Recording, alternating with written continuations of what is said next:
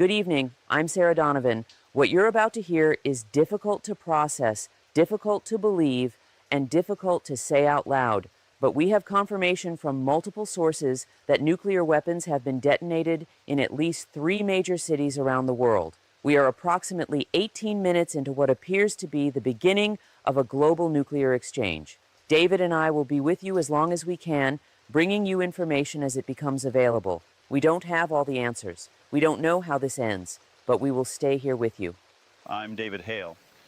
At approximately 6:42 p.m. Eastern Time, we received confirmation of nuclear detonations in Seoul, South Korea, Tel Aviv, Israel, and what we believe to be the outskirts of Mumbai, India.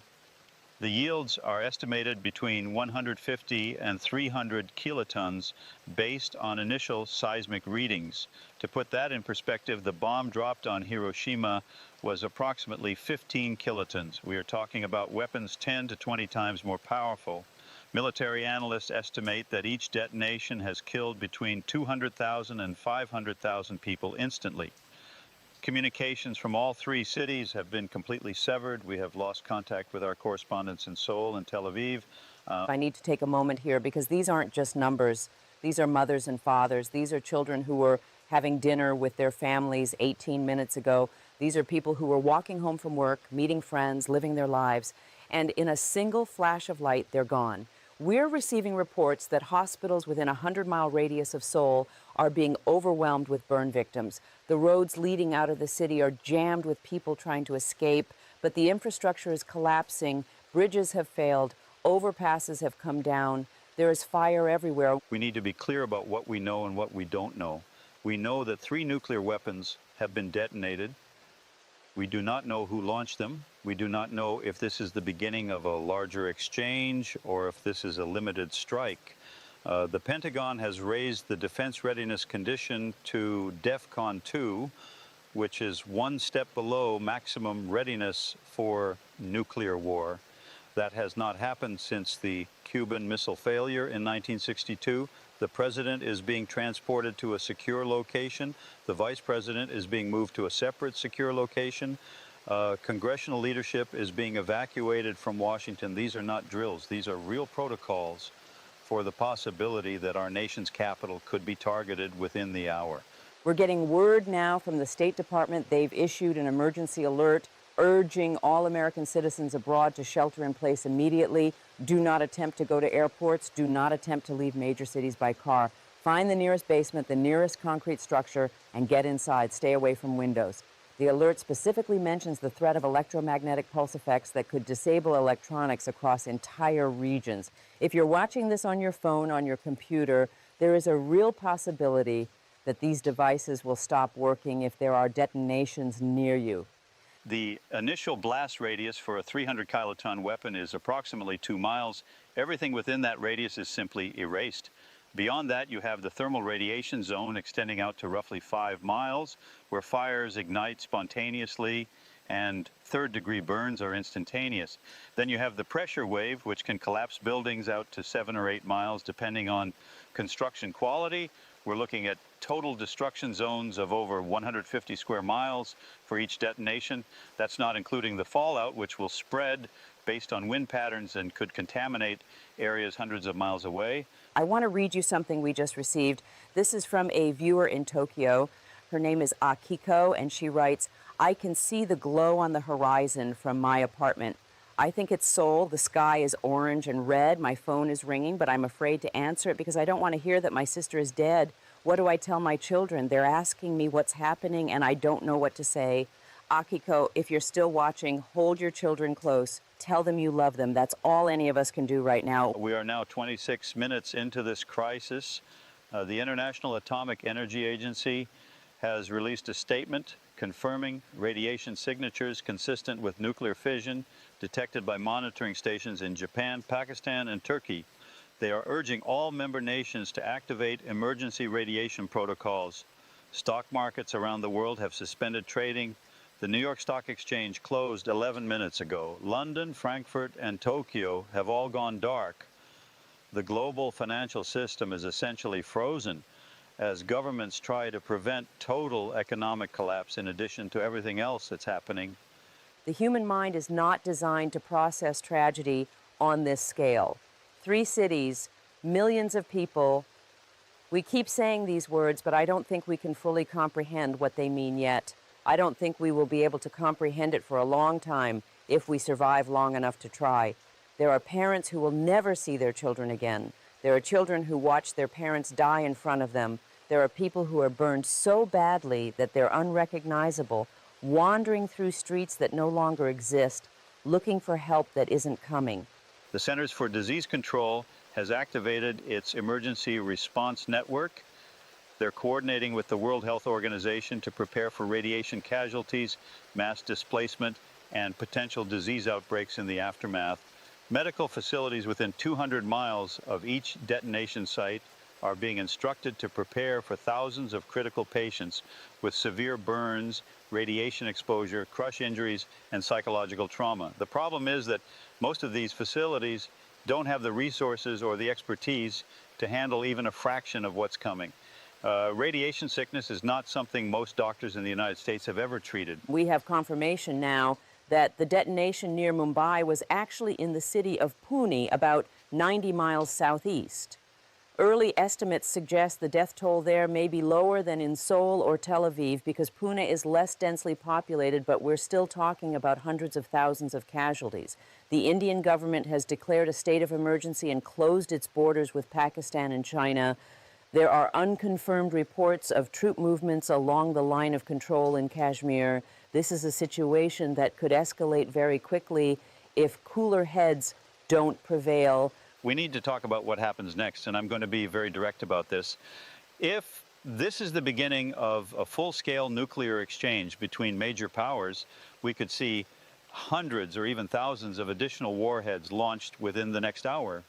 The United States and Russia maintain approximately 1,500 deployed strategic nuclear weapons each.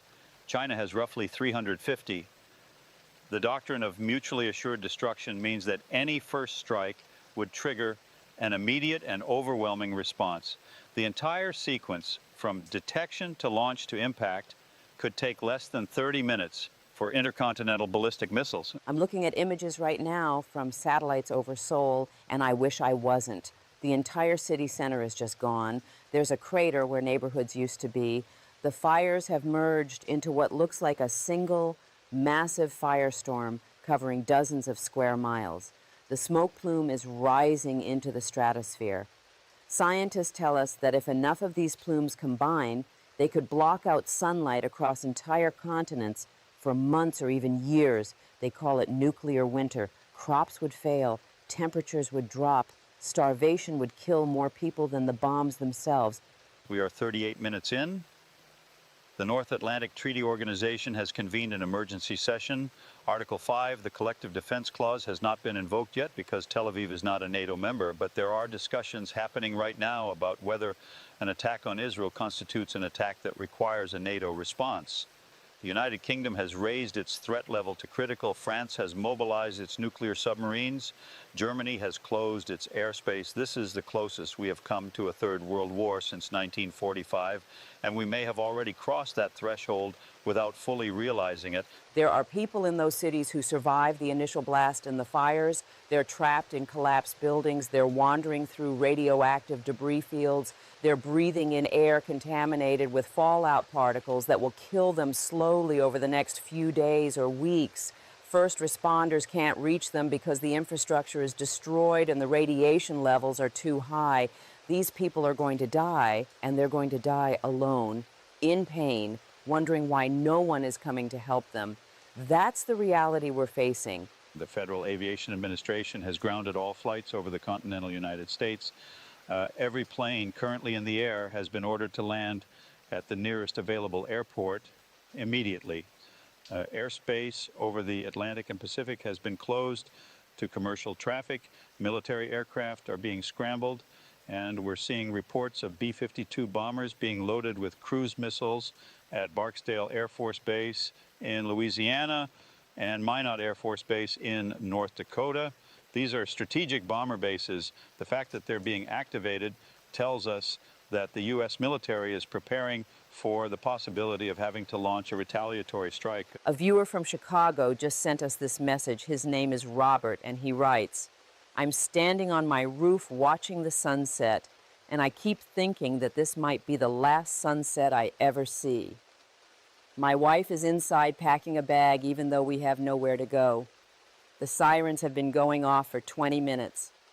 Everyone on my street is just standing outside staring at the sky, waiting to see if we're next. I never thought it would end like this. I always thought we were smarter than this. Robert, I don't have any comfort to offer you. All I can say is that you're not alone in what you're feeling." We have breaking news. The United Nations Security Council has announced an emergency meeting scheduled for 1 hour from now, but several member nations have indicated they will not be able to attend because their governments are in the process of evacuating to secure locations. The Secretary General has issued a statement calling for immediate cessation of all hostilities and urging all nations to refrain from further attacks. The statement reads, we stand at the precipice of annihilation. Every second that passes without additional launches is a second that gives diplomacy a chance. I am begging world leaders to choose communication over catastrophe. We are 49 minutes into this crisis now. We're getting reports that power grids are failing in multiple regions, not from the blasts themselves, but from the panic. People are trying to flee cities all at once. The electrical demand is spiking as everyone charges their devices, fills their bathtubs with water, empties ATMs, raids grocery stores. In Atlanta, the power went out 12 minutes ago. In Houston, there are reports of complete gridlock on every major highway. In Los Angeles, a crowd broke into a supermarket, and there are fights breaking out over bottled water and canned food. Society is fracturing in real time. Let me give you some context about the weapons we're dealing with. Modern thermonuclear weapons work in stages. The initial fission reaction triggers a fusion reaction, which releases enormous amounts of energy and radiation. The immediate effects are the blast wave, thermal radiation, and an electromagnetic pulse that can destroy electronics over a wide area. But the long-term effects are what concern epidemiologists and climate scientists. Radioactive fallout consists of hundreds of different isotopes, some of which remain dangerous for thousands of years. Strontium-90 and cesium-137 can contaminate water supplies and soil, making entire regions uninhabitable for generations. I need you to understand something. The people dying right now in Seoul, in Tel Aviv, in Pune, they're dying because somewhere someone made a decision. Someone looked at a screen or received a report or felt threatened, and they decided that launching a nuclear weapon was an appropriate response. And now 1 million people are dead or dying. 1 million people who had names and dreams and families and futures. All of that is gone because of a decision that took seconds to make and will take generations to recover from, if we ever recover at all. We are 56 minutes into the first hour. The Russian Federation has issued a terse statement denying any involvement in the attacks. China has done the same. Pakistan is claiming that the Pune detonation was not their doing and is accusing India of a false flag operation, which India has vehemently denied. North Korea has not issued any statement, and intelligence analysts say that's concerning because they usually release propaganda within minutes of any major geopolitical event. The lack of communication from Pyongyang is being interpreted as potentially significant. There are children who are going to grow up in a world that is fundamentally different from the one that existed an hour ago, if they grow up at all, if there's a world left for them to grow up in. These children are going to learn about this day in whatever history books still exist. They're going to see the images and the footage and the casualty numbers, and they're going to ask why. Why did the adults let this happen? Why didn't anyone stop it? And I don't know what answer we're going to be able to give them. The Department of Homeland Security has issued updated guidance for citizens in major metropolitan areas. They're recommending that anyone within 50 miles of a city with a population over 1 million should shelter in place in a basement or interior room away from windows. If you don't have access to a basement, Go to the center of a multi-story building on a middle floor. Cover yourself with as much dense material as possible, blankets, mattresses, furniture. Stay there for at least 24 hours, preferably 48 to 72 hours, to allow the most dangerous radioactive particles to decay. Do not go outside. Do not try to flee. Movement increases your radiation exposure. We just received word that our satellite feeds from East Asia are becoming unreliable. We may lose the ability to show you images from the affected regions very soon.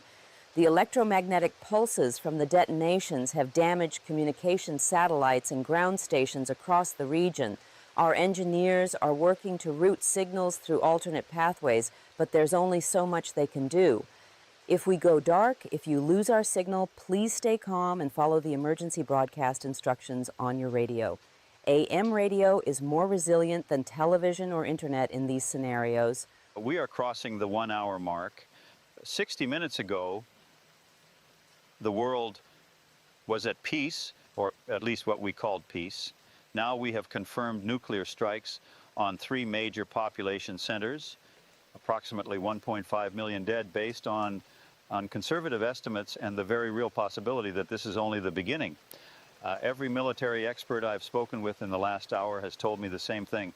The next 24 hours will determine whether human civilization continues in any recognizable form. That's not hyperbole. That's mathematical reality based on the weapons that exist and the instability we're witnessing.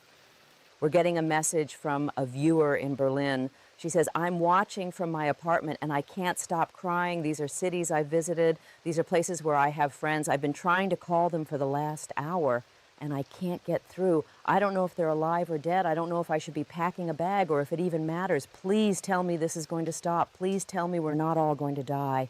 I wish I could tell you that. I wish I had that certainty to offer, but I don't. None of us do. The congressional continuity of government protocols have been activated. Members of Congress and their families are being transported to classified relocation facilities designed to survive nuclear attack. The Supreme Court justices are also being moved. The line of presidential succession is being physically separated to ensure that if Washington is hit, the constitutional order can continue from another location. These are procedures that were designed during the Cold War and have never been fully implemented until tonight. I want to read you an official statement that just came in from the White House. The president says, "My fellow Americans, we are facing a crisis unlike any in our nation's history. I want to assure you that your government is functioning, that our military is prepared, and that we are doing everything in our power to prevent further attacks and to protect American lives. I am in communication with world leaders. We are seeking answers. We are seeking de-escalation. To the American people, I ask for your courage, your resilience, and your faith in one another. To those who perpetrated these attacks, there will be consequences. May God bless the victims and their families, and may God bless the United States of America." Strong words from the president, but words alone won't stop what's happening. We need to see concrete actions, diplomatic initiatives, and a commitment to restraint from all nuclear-capable nations. The international community needs to come together right now to prevent this from spiraling into full-scale thermonuclear war. Every minute without additional launches is a minute where diplomacy has a chance, as the UN Secretary General said. But the window is closing. Military doctrine and automated response systems have their own momentum once they're set in motion. We are 1 hour and 14 minutes into this nightmare. The sun has set here on the East Coast, in Seoul, in Tel Aviv, in Pune. The fires are still burning. The smoke is so thick that it's blocking out the stars. Survivors are emerging from shelters to find that their entire world has been destroyed. And somewhere in bunkers and command centers and war rooms around the planet, people are making decisions right now that will determine whether those survivors have any hope of rebuilding or whether they're simply the first wave of billions of casualties to come. We've just received confirmation from seismologists in Japan that they've detected what may be additional underground nuclear tests in North Korea, but they're not certain whether these are tests or actual weapons being prepared for launch. The uncertainty is part of what makes this so dangerous. Every anomaly, every unclear reading, every communication failure is being interpreted through a lens of maximum paranoia. Mistakes get made, misinterpretations happen, and in a nuclear crisis, a mistake can kill 10 million people before anyone realizes it was a mistake. There are hospitals that are running out of supplies already. There are burn units that are full beyond capacity. There are doctors who are having to decide which patients to treat and which patients to let die because they simply don't have enough resources for everyone. These are decisions that no human being should ever have to make. But in Seoul, in Tel Aviv, in Pune, they're making those decisions right now. And the patients they're turning away are going to die in hallways and waiting rooms surrounded by the sounds of other people screaming. We need to talk about the global food supply because this is going to become critical very quickly. The 3 cities that were hit are not major agricultural centers, but the panic and the disruption to transportation networks is already affecting food distribution worldwide. Shipping companies have suspended operations in multiple regions. Airlines that transport perishable goods are grounded. Ports are overwhelmed with ships trying to leave or too afraid to enter. If this continues for more than a few days, we're looking at shortages of fresh produce, meat, and dairy products in major cities around the world. I'm reading another message from a viewer. This one is from Sao Paulo. He writes, "I'm watching your broadcast and I feel helpless. I'm on the other side of the world, but I can't stop thinking about the people who are suffering right now. I keep looking at my family and wondering if we're next. Should we leave the city? Should we stay? I don't know what the right choice is. I don't think there is a right choice anymore." You're right. There isn't a right choice. There's only the choice you can live with whatever time we have left. We are 1 hour and 27 minutes in. The death toll is now estimated at over 2 million based on updated information from satellite imagery and radiation measurements. The fires in Seoul have created a convection column that's pulling air and debris up into the atmosphere at incredible speeds. Similar effects are being observed in Tel Aviv.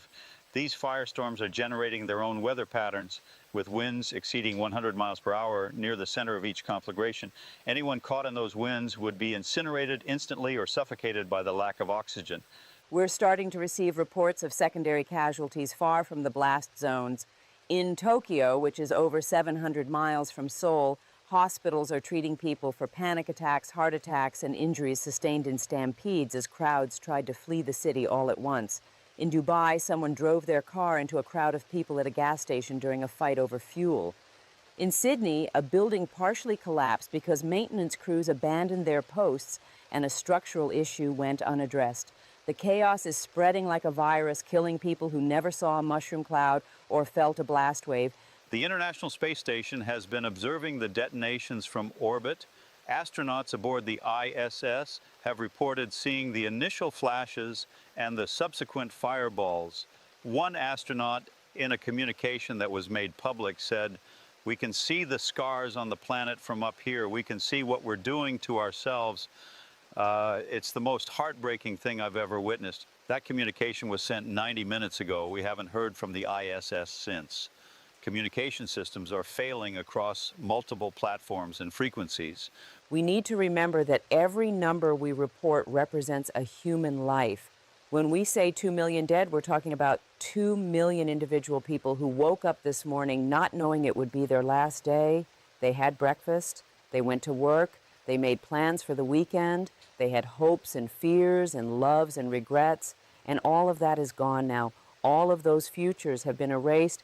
We owe it to them to not reduce their deaths to statistics. We owe it to them to remember that they were people. The Australian government has announced that it is opening its borders to refugees from affected regions and offering emergency asylum to anyone who can reach Australian territory. New Zealand has made a similar announcement. These are extraordinary measures, and they reflect the recognition that this is a global catastrophe requiring global cooperation. However, the practical reality is that very few people from Seoul, Tel Aviv, or Pune will be able to reach Australia or New Zealand given the current state of air travel and shipping.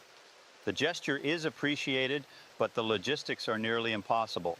We're hearing from survivors now through social media posts and phone calls that are getting through sporadically. A woman in the outskirts of Tel Aviv says the sky turned white and then orange, and the heat was so intense that the paint on buildings started bubbling. A man near Seoul says he was thrown against a wall by the pressure wave, and when he stood up, everyone around him was dead. A doctor in Pune says she's treating burn victims with no skin left on their bodies, conscious and screaming, and she has no morphine left to ease their pain. These are the details that the numbers can't capture. We are 1 hour and 41 minutes into this crisis. The United States Strategic Command has confirmed that it has detected no additional launches since the initial 3 detonations. That is the first piece of genuinely good news we've been able to report. It means that whoever carried out these attacks has not followed up with a second wave. It means that the major nuclear powers have shown restraint so far in their responses, but it does not mean we're safe. It does not mean this is over. A single miscalculation, a single false alarm, a single commander who disobeys orders could still trigger the apocalypse. There are people who are alive right now who won't be alive in an hour because of radiation exposure. The doses they received in the first few minutes after the detonations are going to kill them no matter what medical care they receive. Their cells are already breaking down, their organs are already failing. Some of them don't even know they're dying yet. They feel fine. Maybe they have a headache or some nausea, but they think they're okay. They think they survived. But in 3 hours or 6 hours or 12 hours, they're going to start bleeding from their eyes and their gums, and they're going to realize that death is coming for them slowly. The Centers for Disease Control is projecting that radiation-related illnesses will peak in approximately 48 to 72 hours. They're expecting hundreds of thousands of cases of acute radiation syndrome, most of which will be fatal without treatment that simply isn't available in the quantities needed. The medical infrastructure in South Korea, Israel, and India is already overwhelmed. International aid is being organized, but getting supplies and personnel into contaminated zones is extremely difficult. The World Health Organization is calling this the largest medical emergency in human history. I want to share a story that was just sent to us. A teacher in Haifa, which is about 70 miles from Tel Aviv, says that when the sirens went off, she immediately took her students into the school's bomb shelter. They've been down there for over an hour now. The children are scared. They're asking questions she doesn't know how to answer. She's trying to keep them calm by singing songs and telling stories. She doesn't know if their parents are alive. She doesn't know if the radiation is going to reach them. But she's staying with those children, keeping them safe for as long as she can. That's heroism. That's humanity at its best in the midst of humanity at its worst. We have an update on the global economic situation. The World Bank has estimated that the direct economic damage from the 3 detonations exceeds $800 billion. That's just the immediate destruction of infrastructure, property, and economic activity in the affected cities. The indirect costs, the cascading effects on global trade, energy markets, financial systems, and productivity could run into the tens of trillions of dollars over the coming years. We are looking at a global recession that will make the 2008 financial crisis look minor by comparison. Unemployment could reach 25% or higher in some countries. We're 2 hours in now, 2 hours since the world changed forever, 2 hours since millions of people died, and we're still here, still broadcasting, still trying to make sense of something that doesn't make sense. David and I made a decision when this started that we would stay on the air as long as we possibly could. We would give you information, we would give you truth, we would be here with you, and we're going to keep that promise even if the walls come down around us, even if the power fails, even if everything falls apart. The Federal Emergency Management Agency has activated disaster response teams in every state. They're coordinating with state and local governments to prepare for potential mass evacuations, to distribute emergency supplies, and to set up temporary shelters. FEMA's director has stated that the agency is prepared for a scenario involving up to 50 million displaced persons, which would be unprecedented in American history. The agency has requested military assistance for logistics and security. The National Guard has been mobilized in 47 states.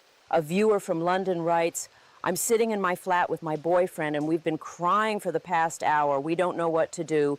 We don't know if we should try to leave the city or if we should stay. We don't know if London is going to be next. we're just holding each other and trying to appreciate that we're alive right now in this moment. Thank you for being there. Thank you for not abandoning us. We won't abandon you. We're all in this together, wherever we are, whatever happens next. We're receiving reports that there are widespread power outages across Europe now, apparently due to a combination of infrastructure failures and deliberate shutdowns to preserve critical systems. The European electrical grid is interconnected, which means a failure in one region can cascade across multiple countries. We're seeing similar patterns in parts of Asia and South America. The global infrastructure that we take for granted, the systems that keep our civilization running, they're fragile, and they're breaking under the strain of this crisis. There are parents who are trying to shield their children from what's happening. They're turning off the TV and the radio. They're lying and saying everything is going to be okay, and I don't blame them. What else can they do? How do you explain to a 6-year-old that the world might be ending?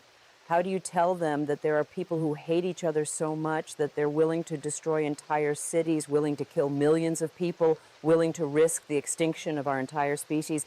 Children shouldn't have to know that kind of hatred exists. We are 2 hours and 19 minutes in. I want to update you on the casualty estimates because we're getting better data from satellite imagery and radiation monitoring. In Seoul, we're now estimating 1.2 million dead from the initial blast fires and building collapses. In Tel Aviv, approximately 650,000 dead. In Pune, approximately 400,000 dead. That brings the total confirmed deaths to roughly 2.25 million, with an additional 2 to 3 million injured, many of them critically. These numbers will rise significantly over the next several days as radiation sickness takes its toll. I keep thinking about the last moments of those 2.25 million people. Some of them saw it coming. They saw the flash and they had a fraction of a second to understand that they were about to die. Others never knew. The light and the heat and the destruction came so fast that they were simply erased from existence without time to think or feel or say goodbye. I don't know which is worse. I don't know if there's any mercy in either scenario. All I know is that it's wrong. It's fundamentally, morally, absolutely wrong. The scientific community is beginning to model the long-term environmental impacts. The smoke and soot from the fires is entering the stratosphere where it will persist for months or even years. Climate scientists are warning that global temperatures could drop by several degrees Celsius, which would be catastrophic for agriculture. Growing seasons would shorten, harvests would fail. The human population is sustained by a delicate balance of agricultural productivity and climate stability. If that balance is disrupted, we're looking at mass starvation affecting hundreds of millions or even billions of people over the next several years. We just got a message from a nurse in Mumbai. She says, we can see the smoke from Pune. The horizon is black. We're preparing for casualties, even though we're 90 miles away, because we know they're coming. We know the roads are going to be flooded with people who are burned, bleeding, dying. We have maybe enough supplies to treat a few hundred people properly. We're going to see thousands. I'm trying to mentally prepare myself to turn people away, to let them die because we can't help everyone. How am I supposed to do that? How am I supposed to live with that? The International Committee of the Red Cross has launched what it's calling the largest humanitarian appeal in its 160-year history. They're requesting $50 billion in emergency funding to provide medical care, food, water, and shelter to survivors and displaced populations. They're calling on all nations to contribute whatever resources they can spare. They're also calling for safe passage corridors to allow humanitarian workers to reach affected areas despite the radiation risks. It's a massive undertaking with enormous challenges, but it's the minimum response that this catastrophe requires. We're 2.5 hours in now, 2.5 hours of horror, of grief, of watching our world tear itself apart. I want to tell you something personal. When I became a journalist, I thought I would spend my career reporting on elections and policies and human interest stories. I never imagined I would be sitting here describing the end of civilization. I never thought I would have to look into a camera and tell millions of people that they might not survive the night. But here we are, and all I can do is promise you that I will keep telling you the truth for as long as I have breath in my body. We have breaking news. The Chinese government has released a statement confirming that they have intelligence indicating the nuclear weapons used in the attacks were not state-sponsored, but were stolen from a compromised facility in the former Soviet Union approximately 8 years ago. China is sharing this intelligence with the United States, Russia, and other major powers in an effort to prevent further escalation. If this intelligence is accurate, it would mean that these attacks were not carried out by a nation state, but by a non-state actor, potentially a terrorist organization with access to weapons-grade materials and expertise.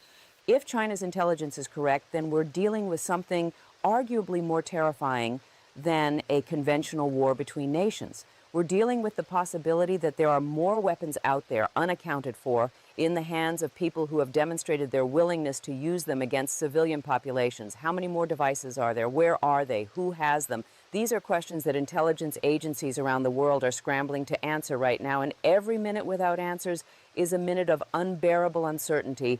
The Russian Federation has announced that it is opening its archives related to Soviet-era nuclear weapons stockpiles and will cooperate fully with international investigators to determine the source of the weapons used today. This is an extraordinary move. Russia has never been willing to share this level of detail about its nuclear program, but the gravity of the situation appears to have forced a change in policy.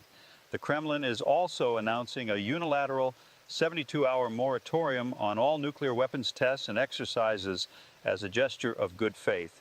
I'm reading a viewer message from Toronto. It says, "I've been watching since the beginning. I can't look away even though it's destroying me. I keep thinking about all the things I took for granted. I took for granted that my city would be here tomorrow. I took for granted that my family would be safe. I took for granted that human beings wouldn't be stupid enough to destroy themselves with weapons they built. I don't take anything for granted anymore. I'm calling my parents to tell them I love them. Everyone should do that. Tell the people you love that you love them while you still can." We are 2 hours and 43 minutes into this crisis. Emergency management officials in major U.S. cities are reporting that they're seeing what they call evacuation fatigue. People have been trying to leave urban areas for over 2 hours now, and many of them are stuck in traffic that isn't moving. Cars are running out of gas. Families are abandoning their vehicles and trying to walk, but most of them have nowhere to walk to. The highways leading out of New York, Los Angeles, Chicago, and Houston have essentially become parking lots stretching for 50 miles or more in every direction. There are going to be people who die in their cars tonight. They're going to die from dehydration, from heat stroke if they're in warm climates, from hypothermia if they're in cold climates. They're going to die from medical emergencies that would be treatable under normal circumstances but are fatal when you're trapped on a highway with no access to help. And some of them are going to die simply from despair, from giving up, from deciding that it's not worth fighting anymore. We have to find a way to give people hope. We have to find a way to tell them that survival is still possible. The United Nations is reporting that over 100 million people are currently attempting to flee major cities worldwide. This is a migration on a scale that has never been seen in human history. The infrastructure simply doesn't exist to handle this many people moving at once. Roads are blocked. Trains are overcrowded beyond capacity. Airports are shut down. Borders are closed or overwhelmed. And yet people keep trying because the alternative is to stay in place and wait to see if their city is next. It's a rational response to an irrational situation, but it's creating secondary crises everywhere. We just received footage from a highway outside of Dallas. I want to warn you, this is difficult to watch. The footage shows thousands of cars abandoned on the highway. People are walking between the vehicles, carrying children, carrying elderly relatives. There's a woman who appears to have collapsed from exhaustion. There are families sitting on the roadside sharing bottles of water. There's a man trying to push his car, which has run out of gas.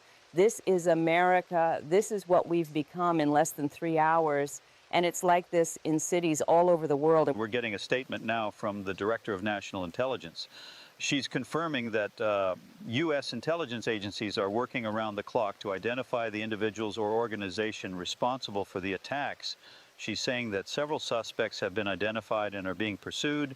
She's warning that There may be additional devices still unaccounted for, and urging the public to remain vigilant and report any suspicious activity. This is the first official acknowledgement from the U.S. government that they believe more attacks may be coming. How are we supposed to remain vigilant? How are we supposed to report suspicious activity when our entire civilization is melting down around us? I understand that intelligence officials have a job to do, but the practical reality for most people right now is that they're trying to survive. They're trying to find food and water. They're trying to protect their families. They're trying to cope with the psychological trauma of watching millions of people die. Asking them to also be on the lookout for nuclear terrorists seems almost absurd, even though I understand why it's necessary. We are 3 hours into the first nuclear war in nearly 80 years. 3 hours since Seoul, Tel Aviv, and Pune were destroyed. 3 hours since 2.25 million people died. And remarkably, terrifyingly, there have been no additional detonations. The major nuclear powers have maintained restraint. China and Russia have pledged cooperation. The United States has not launched a retaliatory strike. This is either the best news possible or the calm before an even more devastating storm. Every analyst I've spoken to says the same thing. The next 24 hours will be critical. There are people who are showing extraordinary courage right now. First responders who are running toward danger instead of away from it. Medical professionals who are working past the point of exhaustion. Ordinary citizens who are helping strangers, sharing resources, offering comfort. A man in Seoul dragged 3 children out of a collapsed building with his bare hands. A woman in Tel Aviv is organizing survivors and distributing whatever food and water she can find. A doctor in Pune has been performing amputations without anesthesia to save people trapped under rubble. These are heroes. Remember their names, remember their actions. The World Meteorological Organization has released preliminary models of fallout patterns based on current wind conditions. The radioactive particles from Seoul are being carried northeast toward Japan and Russia. The fallout from Tel Aviv is moving east toward Jordan and Iraq.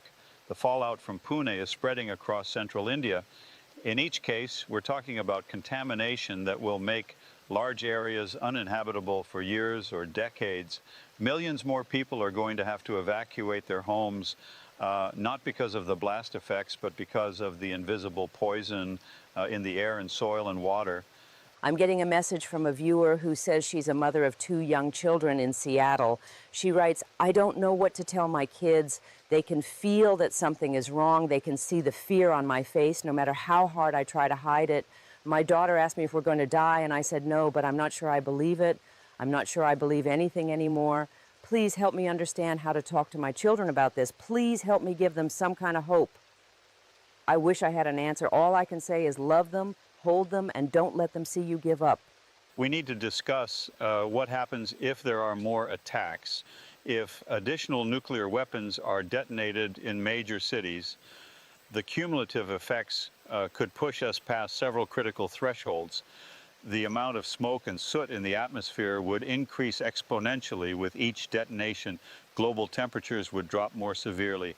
Agricultural collapse would become inevitable rather than probable. Supply chains would break down completely. Governments would lose the ability to maintain order. We would be looking at a true extinction level event for human civilization, if not for the human species itself. 3 hours and 28 minutes in. The sun has set across most of the world now. It's nighttime in Asia, in Europe, in Africa. And in the darkness, the fires are still burning, the smoke is still rising, the radiation is still spreading, and people are still dying. They're dying in numbers that our minds can't fully process. Every second that passes, another person succumbs to their injuries or their exposure. Every minute, hundreds more join the death toll. By sunrise tomorrow, we could be looking at 5 million dead or more. The International Monetary Fund has announced emergency financial measures to prevent total collapse of the global banking system. They're injecting liquidity into markets, guaranteeing certain transactions, and working with central banks to maintain some semblance of financial stability. But money doesn't mean much when the infrastructure to use it is breaking down. You can't eat currency, you can't drink stock certificates. If this crisis continues, we're going to see a reversion to barter economies in many parts of the world, trading goods and services directly because conventional money has lost its meaning.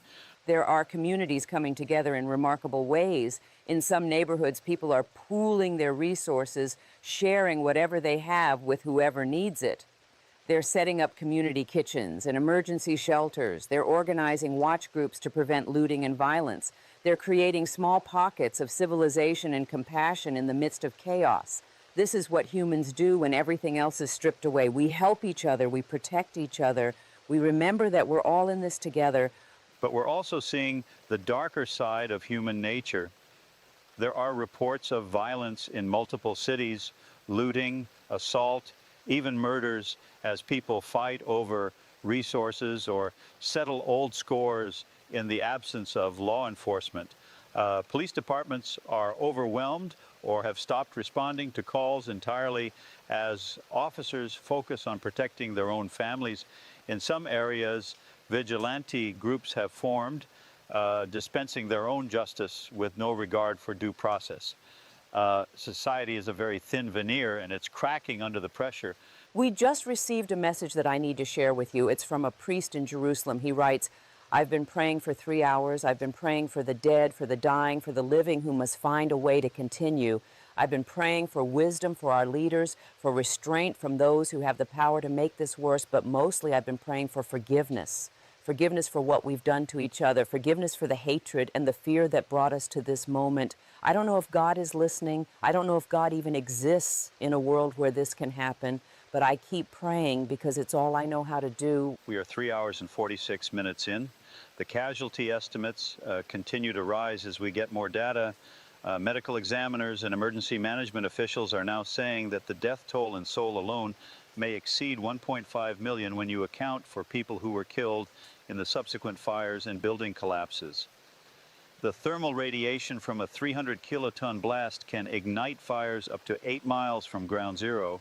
Those fires merged into a firestorm that consumed entire neighborhoods, killing people who survived the initial blast but couldn't escape the flames. I need to tell you about something that one of our producers just showed me. She was scrolling through social media and found a video that was uploaded about 2 hours ago from someone in Seoul. The video is just 10 seconds long. It shows a man standing in what used to be his neighborhood. Everything is destroyed. There's nothing but rubble and fire as far as the camera can see.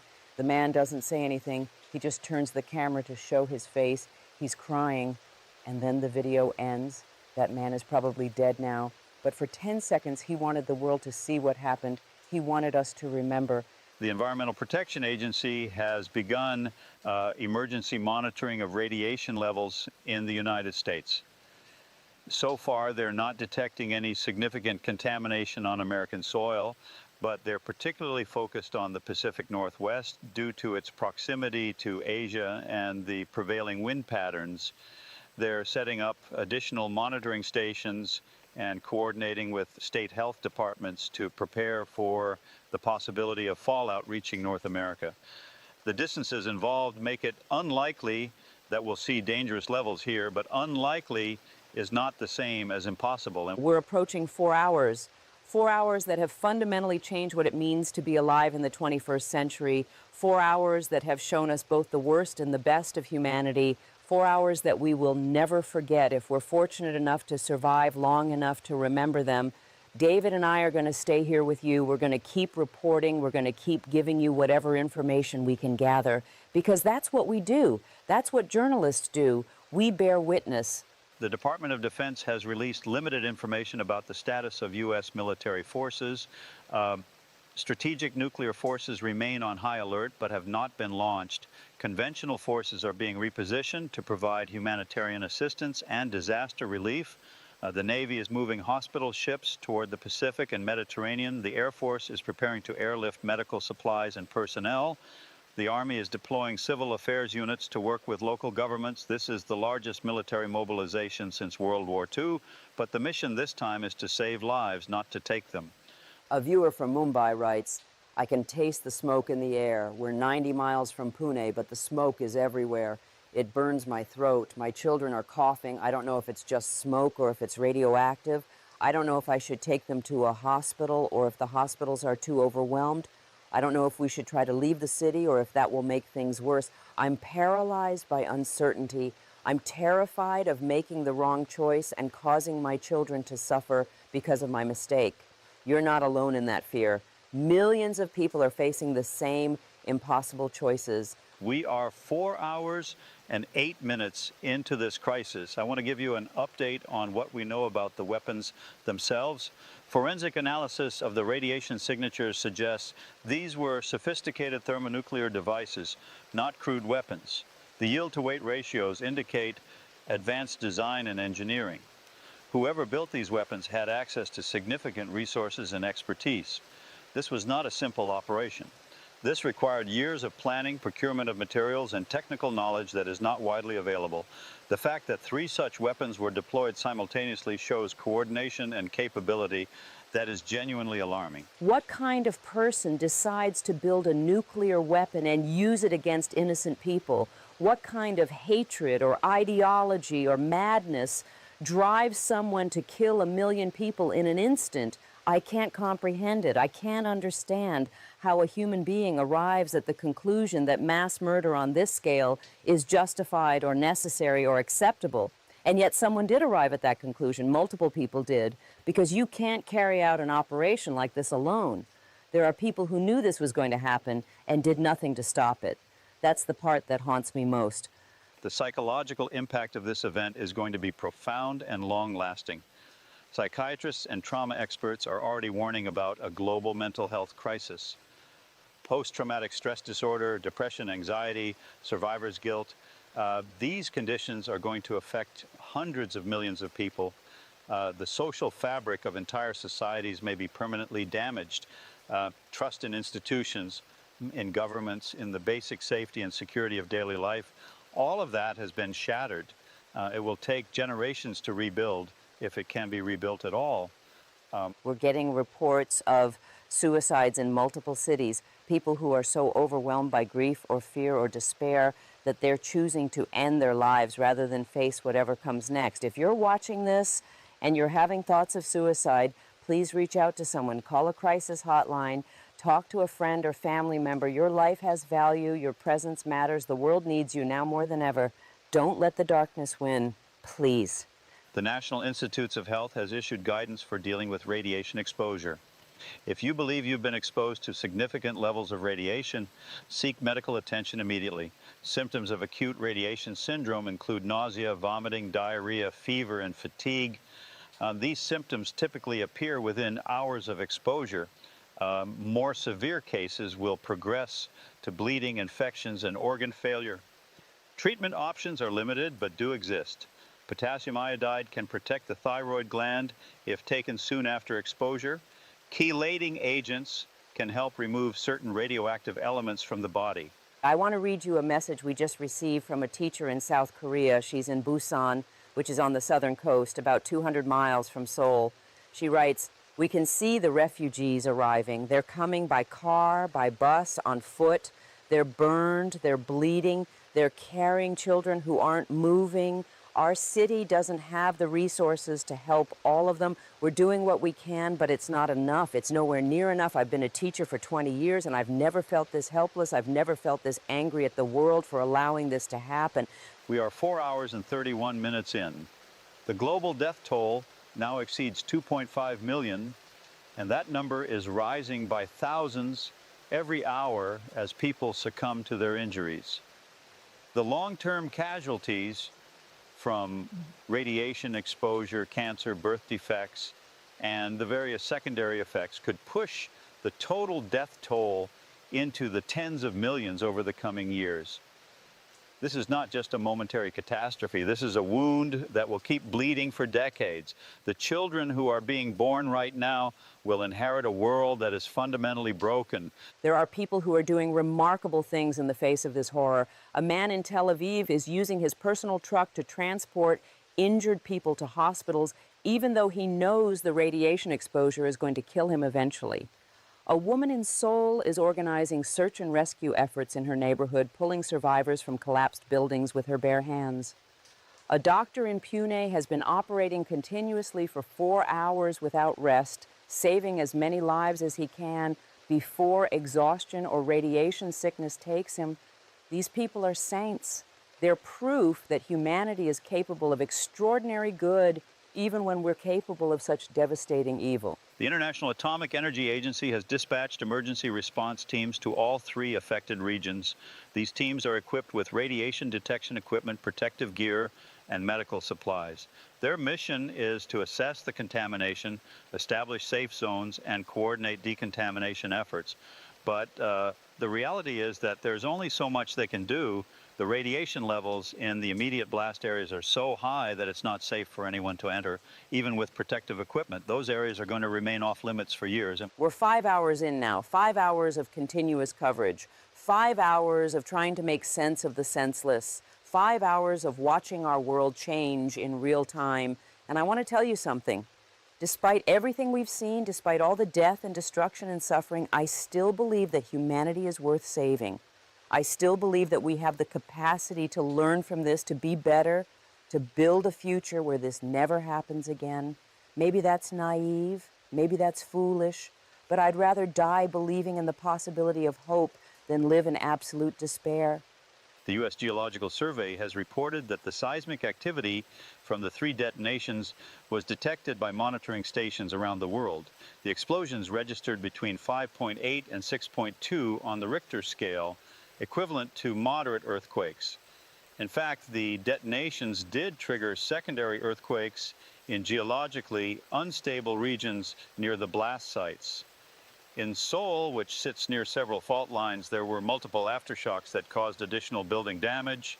The interconnectedness of Earth's systems means that violence on this scale has ripple effects that extend far beyond the immediate blast radius. A viewer from Paris writes, "I'm watching your broadcast with my neighbors. We've all gathered in one apartment because no one wants to be alone right now. We're sharing food and wine and trying to comfort each other. We're strangers who happen to live on the same floor, but tonight we're family. Tonight we need each other. If Paris is next, at least we won't die alone. Thank you for staying with us. Thank you for not leaving us in the dark. You won't die alone, and if I have anything to say about it, you won't die at all. We're going to get through this together." We have breaking news from the White House. The president is scheduled to address the nation in 30 minutes.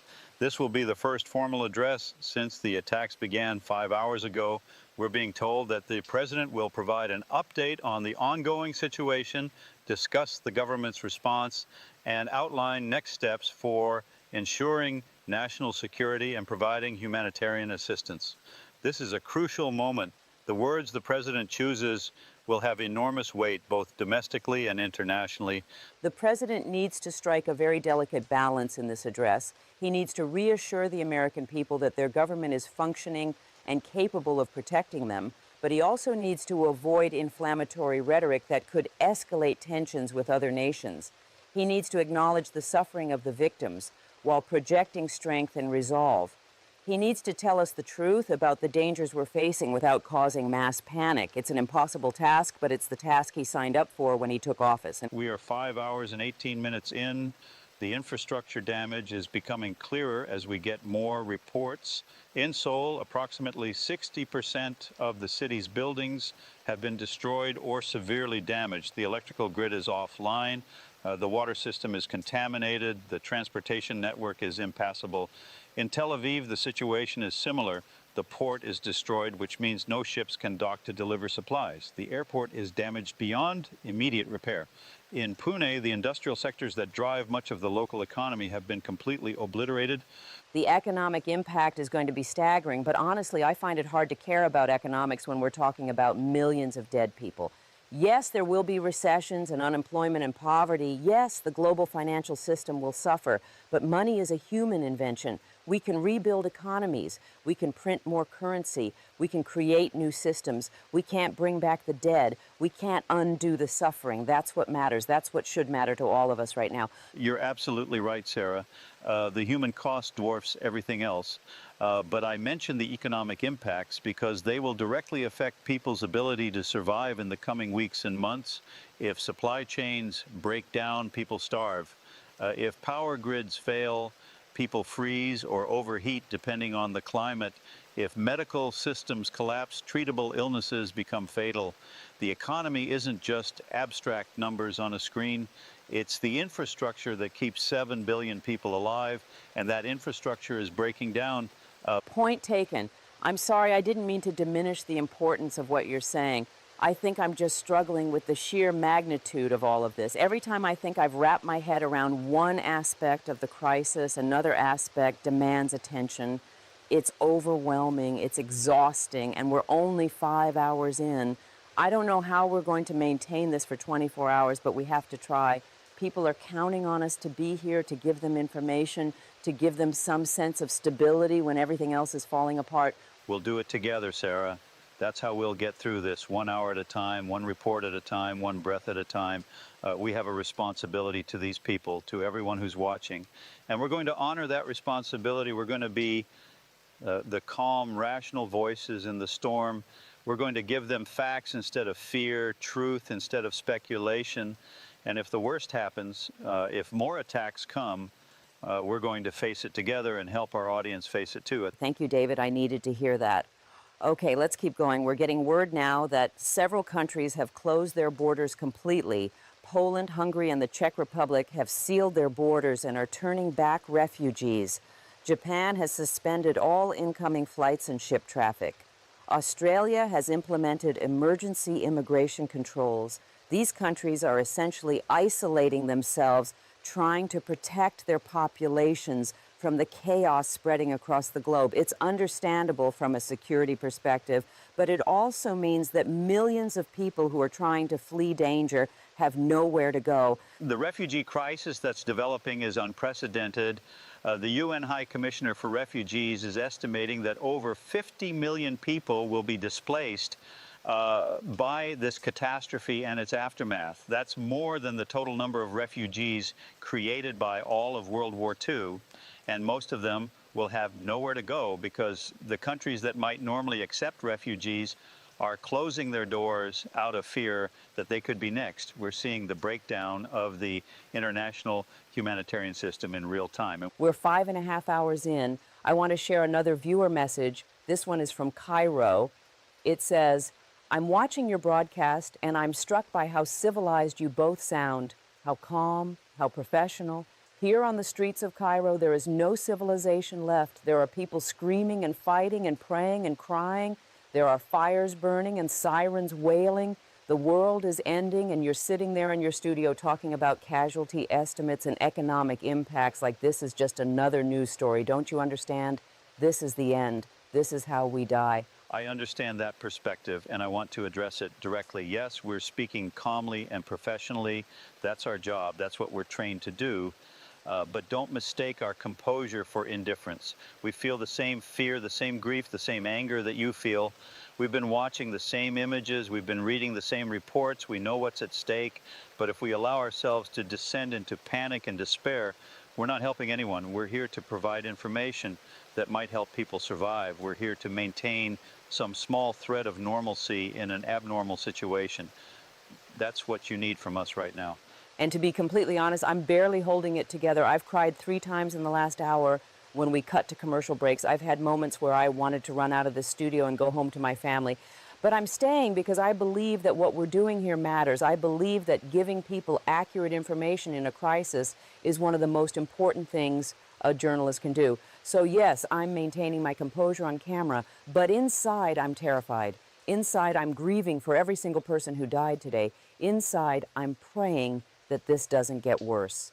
We are 5 hours and 43 minutes in. The President's address is scheduled to begin in about 12 minutes. While we wait for that, let me give you an update on the scientific analysis of the fallout patterns. The radioactive particles from these detonations are extremely fine, almost like dust. They can travel hundreds of miles on wind currents. They can contaminate water supplies, soil, crops, and livestock. The primary isotopes of concern are iodine-131, cesium-137, and strontium-90. Iodine-131 has a half-life of about 8 days, which means it decays relatively quickly, but cesium-137 and strontium-90 have half-lives of 30 years, which means they'll be hazardous for generations. We just received confirmation that the first refugees from Seoul have reached the South Korean island of Jeju, about 250 miles south of the capital. The island's government is setting up emergency shelters and medical facilities. They're requesting international assistance because they're expecting hundreds of thousands more refugees in the coming days. The boats that are making the crossing are overcrowded and unsafe. There have already been reports of vessels capsizing, drowning dozens of people who survived the nuclear attack only to die at sea trying to reach safety. The situation in the Mediterranean is similar. Refugees from Tel Aviv and other Israeli cities are trying to reach Cyprus, Greece, and Turkey by boat. The distance is much greater than the crossing from Seoul to Jeju, which makes it even more dangerous. The Mediterranean has historically been a deadly crossing for refugees, and now we're seeing it happen again on a much larger scale. The Coast Guards in the region are overwhelmed. They simply don't have the resources to rescue everyone who's attempting the crossing. A viewer from Istanbul writes, "We can see the boats coming across the Mediterranean, small boats packed with people. We can hear them calling for help over the radio. Our Coast Guard is doing what they can, but there are too many boats. We're watching people drown, and we can't save them all. It's heartbreaking. These are families. These are children, and they're dying within sight of safety because we don't have enough rescue vessels. Please, someone, send help, send more ships, send anything." The international maritime community is responding. Ships from NATO navies, from humanitarian organizations, from private commercial shipping companies are being diverted to assist with search and rescue operations, but it takes time for those ships to arrive. And in the meantime, people are drowning. The Mediterranean Sea is becoming a graveyard, just as the Pacific Ocean is becoming a graveyard off the coast of Korea. The secondary death toll from this catastrophe is already in the thousands and will likely reach tens of thousands before it's over. We're minutes away from the president's address. 6 hours into the first day of nuclear war. 6 hours of death and suffering and chaos. 6 hours of humanity showing both its darkest and its brightest aspects. I want to take a moment to acknowledge everyone who's been watching since the beginning. I know how difficult this is. I know how much pain you're in, but you're still here. You're still paying attention. You're still engaged with the world around you. That matters. That shows courage. Hold on to that courage. We're going to need it. The White House feed is coming through now. We're going to take you live to the president's address. This is the President of the United States speaking to the nation 6 hours after the worst terrorist attack in human history. My fellow Americans, and to all citizens of the world who are listening to this broadcast, today we have witnessed an act of evil beyond comprehension. 3 cities, Seoul, Tel Aviv, and Pune, have been attacked with nuclear weapons. Over 2 million of our fellow human beings have been killed. Millions more are suffering from injuries and radiation exposure. This is a tragedy that defies description and challenges our capacity to understand how such hatred can exist in the world. I want to assure you that your government is functioning. We are coordinating with our allies around the world. We are working with international intelligence agencies to identify those responsible for this attack. And I want to be absolutely clear, we will find them. We will bring them to justice, and they will face the full consequences of their actions. But we will do this through the rule of law, through international cooperation, not through indiscriminate retaliation that would only create more suffering. I also want to address the fear that many of you are feeling, the fear that more attacks are coming, the fear that your city might be next. I cannot promise you that you are safe. I cannot guarantee that there will be no more attacks. What I can tell you is that every resource of this government, every capability of our military and intelligence services is focused on preventing additional attacks and protecting American lives. We are working with other nations to secure loose nuclear materials and to dismantle the networks that made today's attacks possible. To the American people, I am asking for your courage, your resilience, and your compassion. Help your neighbors, share your resources. Follow the instructions of local emergency management officials. Do not give in to panic or despair. We have faced great challenges before as a nation, and we have always emerged stronger. We will emerge from this as well, but only if we stand together. To the international community, I am calling for unity and cooperation. This is not a time for geopolitical competition or national interests. This is a time for humanity to come together to prevent our own extinction. And to those who carried out these attacks, know that there is no place you can hide, no refuge that will shelter you from justice. We will find you. The president's address is over. He spoke for just under 4 minutes. The tone was firm but measured, acknowledging the fear while trying to project confidence and control. He emphasized international cooperation and avoided inflammatory rhetoric. That's probably the best we could have hoped for under these circumstances. Now we wait to see how other world leaders respond and whether the international community can come together as the president is calling for it. We are 6 hours and 11 minutes into this crisis. The president's address was broadcast worldwide, and we're already getting reactions. The Prime Minister of the United Kingdom has released a statement supporting the president's call for international cooperation. The Chancellor of Germany has echoed those sentiments. The Secretary General of the United Nations has called for an emergency meeting of the Security Council tomorrow morning. These are positive signs that world leaders are trying to work together rather than against each other. But we're also seeing some troubling responses. The government of Pakistan is claiming that India staged the attack on Pune as a pretext for war. India is categorically denying this and accusing Pakistan of spreading disinformation. There are reports of troop movements on both sides of the border. This is exactly the kind of secondary conflict that could turn a catastrophic situation into an apocalyptic one. Both India and Pakistan have nuclear weapons. If they go to war with each other, we could see dozens more detonations. The stakes in South Asia are extraordinarily high. Both nations have approximately 160 nuclear warheads each. A full-scale exchange between India and Pakistan would kill hundreds of millions of people directly and potentially billions more through the resulting nuclear winter. The international community needs to intervene immediately to de-escalate tensions.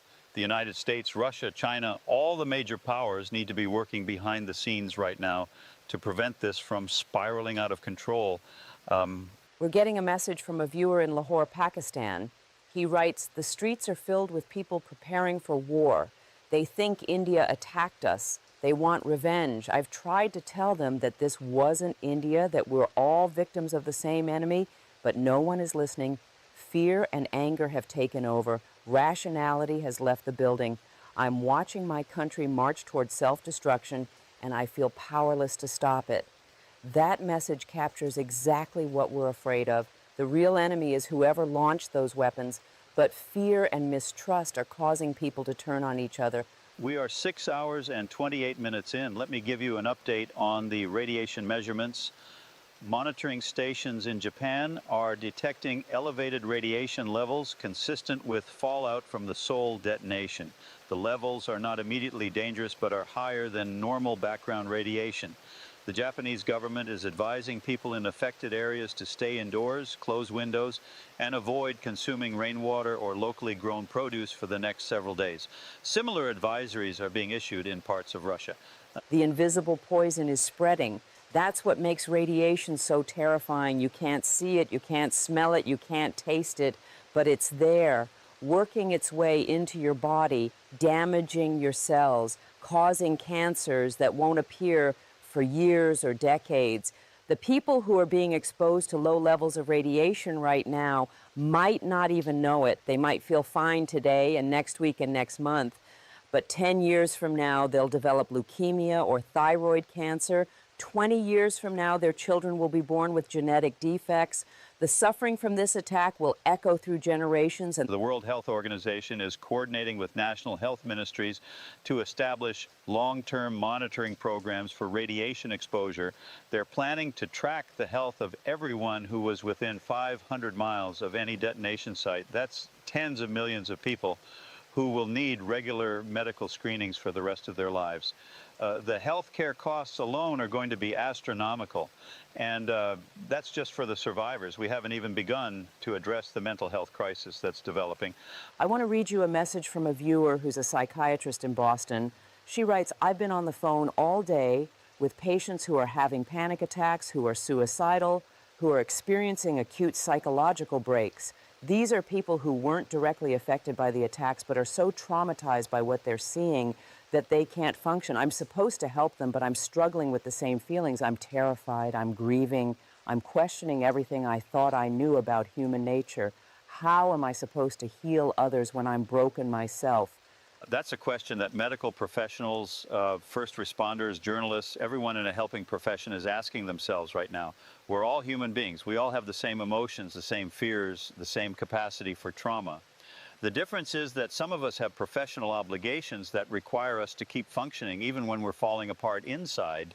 It's not sustainable long term. At some point, we all need time to process and heal. But right now, in this moment, we push through because people need us. We're 7 hours in now, 7 hours since this nightmare began. The death toll stands at approximately 2.8 million and rising. The number of injured exceeds 5 million. The number of displaced is approaching 100 million worldwide. These are numbers that would have been unimaginable yesterday. Today, they're our reality, and the worst part is that we're not even sure we've seen the worst yet. Every hour that passes without additional attacks is a blessing, but every hour also brings more casualties from radiation, more infrastructure collapse, more secondary crises. We're receiving reports from multiple sources that internet connectivity is becoming unreliable in many parts of the world. Some of this is due to deliberate shutdowns by governments trying to control information flow. Some of it is due to infrastructure damage and power outages. Some of it is simply due to overwhelming traffic as everyone tries to access news and communicate with loved ones simultaneously. The internet was designed to be resilient, but it's showing its vulnerabilities under this kind of stress. If we lose internet connectivity entirely, the ability to coordinate international response efforts will be severely compromised. The breakdown of communication systems is creating another layer of tragedy. There are people who can't reach their families. They don't know if their loved ones are alive or dead. They can't say goodbye. They can't offer comfort. They're just sitting in the dark, literally and figuratively, consumed by uncertainty and fear. I can't imagine anything more painful than not knowing. At least if you know someone is dead, you can grieve. But not knowing, that's torture. That's a special kind of hell. We have an update on the investigation into who carried out these attacks. Intelligence sources are telling us that they've identified a network of approximately 30 individuals who were involved in the planning, preparation, and execution. These individuals are from multiple countries and have backgrounds in nuclear engineering, military operations, and logistics. The weapons themselves are believed to have been stolen from a decommissioned facility in Kazakhstan approximately 9 years ago. 3 warheads were taken and have been unaccounted for until today. Intelligence agencies are now searching for any additional devices that might have been stolen from the same facility or from other unsecured locations. 9 years. These weapons have been out there for 9 years and nobody knew, or maybe some people knew and didn't act. Maybe there were warnings that were ignored or dismissed. Maybe there were opportunities to stop this that were missed because of bureaucracy or incompetence or just plain bad luck. We may never know the full truth about what went wrong, about how this was allowed to happen, but we need to know. We deserve to know. The victims deserve to know. And we need to make sure that whatever failures occurred, they never happen again. We are 7 hours and 41 minutes into this crisis. The global energy markets are in chaos. Oil prices spiked initially, but then collapsed as demand projections plummeted due to the economic disruption. Natural gas supplies in Europe are being rationed. Electricity grids in multiple regions are implementing rolling blackouts to preserve capacity. The energy infrastructure that powers modern civilization is being stretched to its breaking point. And if energy supplies fail, everything else fails with them. Refrigeration stops working, medical equipment shuts down, water treatment plants go offline. It's a cascade of failures that could kill millions more people, even without any additional nuclear attacks. We just received footage from a hospital in New Delhi. I want to warn you, this is extremely difficult to watch. The footage shows hallways packed with patients, many of them children, suffering from severe burns and radiation exposure.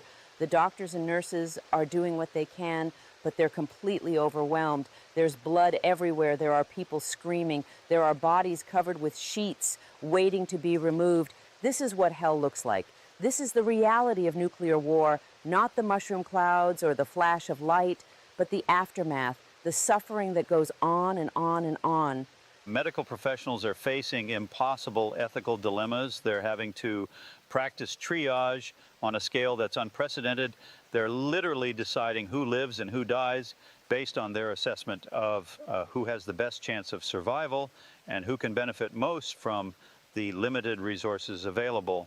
A young person with a 50% chance of survival gets treated before an elderly person with a 30% chance. Someone with burns on 40% of their body gets pain medication before someone with burns on 80% who probably won't survive anyway. These are the kinds of choices that will haunt medical professionals for the rest of their lives. 8 hours in, I need to take a moment to drink some water and compose myself. I'm sorry, this is the hardest thing I've ever done. David, can you take over for a minute? Of course, Sarah. Take your time. Folks, what you're witnessing is the human cost of bearing witness to tragedy. Sarah and I have been on air continuously for 8 hours now, reporting on the deaths of millions of people, trying to process information that is almost too painful to comprehend. We're going to keep going because that's our commitment to you. But please understand that we're struggling with this just like you are. We're not immune to the horror of what we're reporting. We're just doing our best to channel it into something useful, into information that might help people survive. Let me give you an update while Sarah takes a moment. The United Nations has announced that the Emergency Security Council meeting will now take place in 6 hours rather than tomorrow morning. The urgency has increased because of the situation developing between India and Pakistan. Both nations have moved troops to their shared border. Both have activated their nuclear early warning systems. The potential for miscalculation or accidental escalation is extremely high. The UN is calling on both nations to pull back their forces immediately and to engage in direct diplomatic communication to prevent further catastrophe. Okay, I'm back. Thank you, David. I apologize for that moment of weakness. It won't happen again. It wasn't weakness, Sarah. It was humanity, and there's nothing to apologize for. We're getting a message from a viewer in Tel Aviv. Actually, not Tel Aviv anymore. The city doesn't exist anymore. This viewer is in the ruins of what used to be Tel Aviv.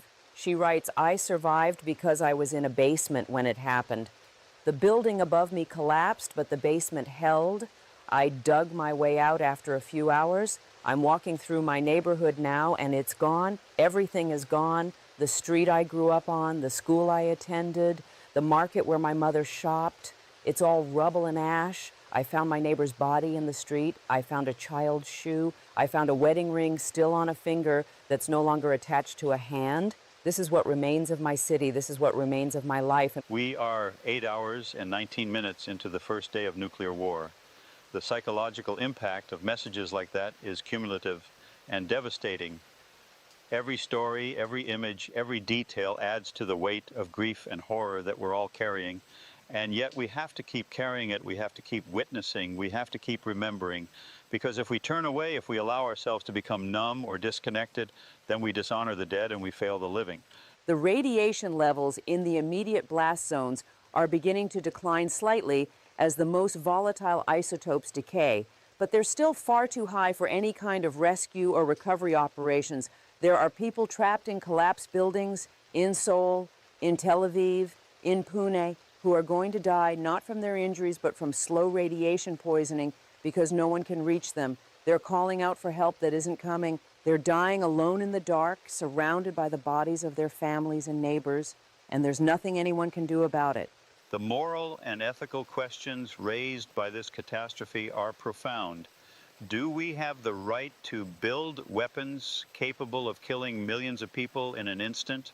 Do we have the right to maintain stockpiles of these weapons even when we know the risk of theft or accident or misuse? What kind of species creates the means of its own extinction and then acts surprised when those means are used? These are questions that philosophers and ethicists and theologians will be debating for generations, assuming there are generations to come.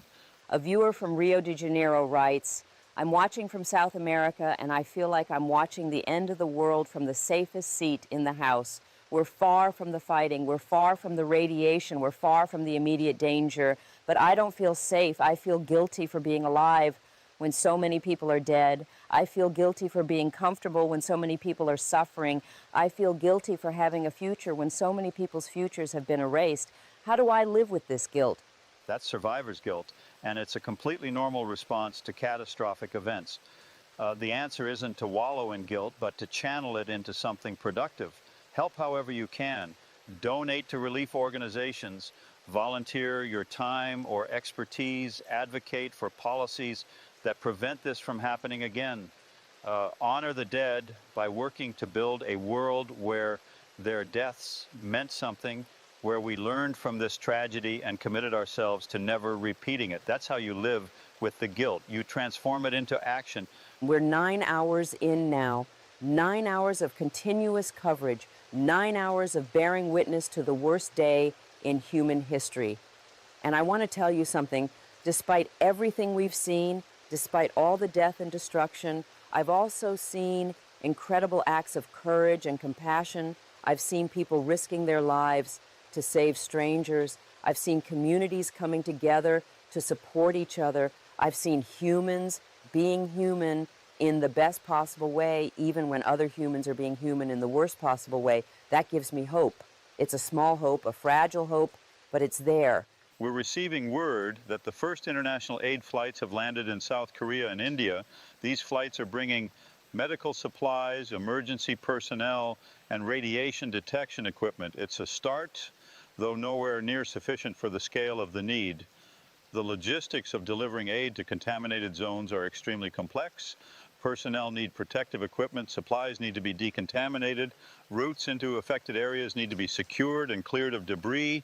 Every step takes time, and time is something that the injured and dying don't have. We just got a message from a pilot who's part of one of those aid flights. He writes, "I'm looking down at Seoul from 30,000 feet, and I can still see the glow from the fires. The entire city is burning. The smoke plume extends for hundreds of miles. I've been a pilot for 20 years, and I've flown over war zones and disaster areas, but I've never seen anything like this. This is biblical. This is apocalyptic. I'm bringing medical supplies, but it feels like bringing a bucket of water to fight a forest fire. It's not enough. It will never be enough." He's right that it's not enough, but it's something, and something is better than nothing. Every life saved, every injury treated, every person pulled from the rubble, that matters. We can't save everyone. We can't undo what's been done, but we can save some people. We can reduce suffering even if we can't eliminate it. And we have to hold on to that. We have to keep trying even when it feels futile. We are 9 hours and 36 minutes into this crisis. The casualty estimates continue to rise. We're now looking at over 3 million dead and counting. The radiation exposure numbers are even more staggering. Estimates suggest that over 10 million people received doses of radiation high enough to cause long-term health problems or eventual death. These are people who may seem fine right now, but are carrying death inside them, waiting for it to manifest months or years from now. The genetic damage from radiation exposure is particularly concerning for young people and children. Their cells are dividing more rapidly, which makes them more vulnerable to radiation-induced mutations. Some of these mutations will cause cancer. Others will affect reproductive cells and be passed on to future generations. We're looking at increased rates of birth defects, developmental disabilities, and genetic disorders for decades to come. The attack that happened today will be killing people who haven't even been born yet. How do we explain that to a child? How do we tell a 10-year-old who was exposed to radiation that they might develop cancer when they're 20? How do we tell a teenage girl that her children might be born with defects because of something that happened when she was young? How do we rob people of their futures like that and expect them to go on living normal lives? The cruelty is incomprehensible. We have breaking news. There's been a major development in the India-Pakistan situation. Both nations have agreed to a ceasefire and have begun pulling troops back from the border. This agreement was brokered by China, Russia, and the United States, working together in an unprecedented show of cooperation. All three nations have pledged to provide security guarantees to both India and Pakistan, and to assist with verification of the ceasefire. This is enormously significant. This removes one of the major risks of further nuclear escalation. Thank God, that's the first genuinely positive development we've had in hours. The fact that the major powers work together to prevent this from getting worse shows that there is still some capacity for rational decision-making at the highest levels of government. There is still some recognition that we're all in this together and that we need to prevent this catastrophe from becoming an extinction event. I'm actually feeling a tiny bit of relief for the first time tonight. We should be cautious about being too optimistic. Ceasefires can fall apart, agreements can be violated, and we still don't know if there are more attacks coming from whoever carried out the initial strikes. But yes, this is good news. This is evidence that world leaders are taking the threat seriously and are willing to work together to manage it. That's the kind of cooperation we need to see across the board if we're going to get through this. We're 10 hours in. 10 hours since the first flash of light over Seoul, 10 hours since millions of people died, 10 hours of watching our world transform into something darker and more dangerous than it was before, but also 10 hours of watching people respond with courage and compassion, 10 hours of watching humanity prove that we're capable of both great evil and great good. I choose to focus on the good. I choose to believe that the good will prevail. We're getting reports that several major cities have successfully implemented organized evacuation procedures. Unlike the chaotic scenes we saw earlier, these cities have managed to move large populations out of urban areas in a relatively orderly fashion. Copenhagen, Oslo, and Stockholm have all evacuated approximately 40% of their populations to rural areas. Singapore has moved residents to designated shelters. These successes show that with proper planning and leadership, it is possible to manage mass evacuations even in a crisis situation. A viewer from Stockholm writes, "I'm in a shelter in the countryside with about 200 other people. We have food and water for a week. We have medical supplies. We have communication equipment. Our government actually prepared for this, even though we all thought it was paranoid nonsense. Now we're grateful. The organization and planning that seemed excessive yesterday is saving lives today. Thank you to everyone who took this threat seriously, even when the rest of us didn't." That message highlights an important point. Some countries took the nuclear threat more seriously than others and invested in civil defense infrastructure, fallout shelters, evacuation plans, and emergency supplies. Those countries are in a much better position to protect their populations now. Other countries, including the United States, let those preparations lapse after the end of the Cold War. We're paying the price for that complacency now. We're getting word that the investigative teams have made significant progress in tracking down the individuals responsible for the attacks. Several suspects have been located and are being apprehended by law enforcement and intelligence agencies in multiple countries. We don't have details about who these individuals are or what their motivations were, but the fact that they're being caught so quickly suggests that intelligence agencies had some prior knowledge or at least some leads that they were able to follow up on rapidly. The question of prior knowledge is going to be controversial. If intelligence agencies knew about these individuals or this network before the attacks, why weren't they stopped? Were there warnings that were ignored? Were there bureaucratic failures that allowed known threats to operate freely? These are questions that will be asked in the investigations and hearings that will inevitably follow this catastrophe. Someone needs to be held accountable, not just for the attacks themselves, but for the failures that made them possible. We are 10 hours and 47 minutes in. The fires in Seoul are finally beginning to die down, not because they've been extinguished, but because there's nothing left to burn. The entire city center is ash and rubble. The firestorm consumed everything combustible within a 20-mile radius. What remains is a moonscape of destruction, a testament to the destructive power of nuclear weapons and to the folly of ever using them. Satellite imagery is showing that the smoke plumes from all three detonations have now reached the stratosphere and are beginning to spread across the globe. Climate scientists are confirming their earlier predictions about temperature drops.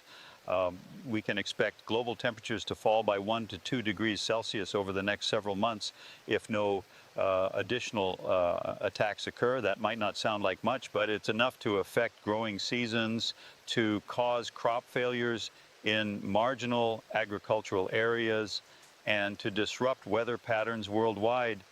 1 to 2 degrees, that's all it takes to push millions of people into food insecurity or starvation. That's how fragile our civilization is. That's how dependent we are on stable climate and consistent agricultural productivity. 3 nuclear weapons in 3 cities, and the whole planet suffers. Imagine if this had been a full-scale nuclear exchange with hundreds or thousands of weapons. We wouldn't be talking about feeding the survivors. We'd be talking about the extinction of the human species. The World Food Program is already warning about impending food shortages in vulnerable regions. They're projecting that global grain supplies could fall by 20 to 30% over the next year due to the combination of climate effects, disrupted supply chains, and panic buying. They're calling for immediate international cooperation to ensure that available food is distributed equitably rather than being hoarded by wealthy nations. History suggests that this kind of cooperation is difficult to achieve even in the best of times. In a crisis like this, it may be impossible. We're 11 hours in now, 11 hours of continuous coverage. I want to take a moment to thank our production team, our engineers, our researchers, everyone who's been working behind the scenes to keep us on the air. They're exhausted, they're traumatized. Many of them have families they haven't been able to reach. But they're here doing their jobs because they believe in the importance of what we're doing. They deserve recognition and gratitude. Absolutely. We couldn't do this without them. And I want to extend that thanks to journalists and media professionals around the world who are doing the same thing we're doing, staying on the air, gathering information, reporting the truth, even when it's painful and terrifying. This is what a free press looks like in a crisis. This is why journalism matters. We're the thread that holds the fabric of society together when everything else is coming apart. We just received a message from a viewer who says she's a historian specializing in World War II. She writes, I've spent my entire career studying the Holocaust, studying the atomic bombings of Hiroshima and Nagasaki, studying the firebombing of Dresden and Tokyo. I thought I understood the capacity of humans to inflict suffering on each other. But watching this happen in real time is different. It's not history. It's not something I can analyze from a safe distance. It's happening now to real people, and I'm powerless to stop it or even to fully comprehend it. How do future historians process something like this? That's a question that historians will indeed be grappling with, assuming there are historians and universities and books in the future. How do you write about the day that 3 cities were destroyed and 3 million people died? How do you convey the magnitude of the suffering, the scale of the destruction, the depth of the grief? How do you do justice to the memory of the victims while also drawing lessons that might prevent it from happening again? It's an enormous challenge. We're getting reports that looters in several cities have been met with deadly force from armed citizens and vigilante groups. In Atlanta, a group of people trying to break into a pharmacy was shot by the store owner. In Los Angeles, there are reports of street battles between gangs fighting for control of neighborhoods. In Houston, someone was killed over a dispute about gasoline. The breakdown of civil order is accelerating as people become more desperate and more willing to use violence to get what they need. This is the dark side of human nature emerging in a crisis. When people are afraid, when they're desperate, when they believe that the normal rules don't apply anymore, some of them will do terrible things. The veneer of civilization is thinner than we like to believe. Take away electricity, take away food security, take away the expectation that law enforcement will intervene, and you see what's underneath. Sometimes it's beautiful, people helping each other selflessly. Sometimes it's ugly, people hurting each other for survival or profit. We are 12 hours in, 12 hours since this nightmare began. We're halfway through the first 24 hours, and I'm exhausted. I'm physically and emotionally drained, but we're going to keep going because that's what we promised. We're going to stay with you through this entire first day.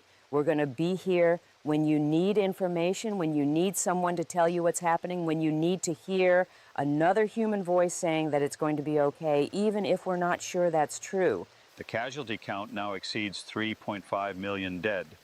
That number includes the initial blast casualties, the people who died in the subsequent fires and building collapses, and the people who have succumbed to radiation exposure in the 12 hours since the attacks. It does not include the tens of thousands who have died in secondary incidents, stampedes, accidents, violence, and other causes related to the chaos and panic. When we tally up the total cost of this day, we may be looking at 4 million or more deaths. 4 million people, that's equivalent to the entire population of a country like New Zealand or Ireland gone in a single day. That's more than the total number of Americans who died in all U.S. wars combined. That's a Holocaust-level casualty count in 12 hours. The mind reels, the heart breaks, and yet we have to keep processing it because we have a responsibility to bear witness, to remember, to honor the dead by not allowing their deaths to become mere statistics. We are receiving reports that the international aid effort is beginning to scale up significantly. The United Nations has established coordination centers in multiple countries. The Red Cross has deployed thousands of workers. Medical organizations like Doctors Without Borders are sending teams into the affected regions. Governments around the world are contributing money, supplies, and personnel. The response is far from adequate given the scale of the need, but it's something. It's proof that the international community hasn't completely broken down. A viewer from Geneva writes, I work for a humanitarian organization and I've been in emergency meetings all day trying to figure out how to respond. The scale of this crisis is beyond anything we've ever dealt with. Our entire annual budget wouldn't be enough to address even a fraction of the need. We're reaching out to private donors, to governments, to anyone who can help.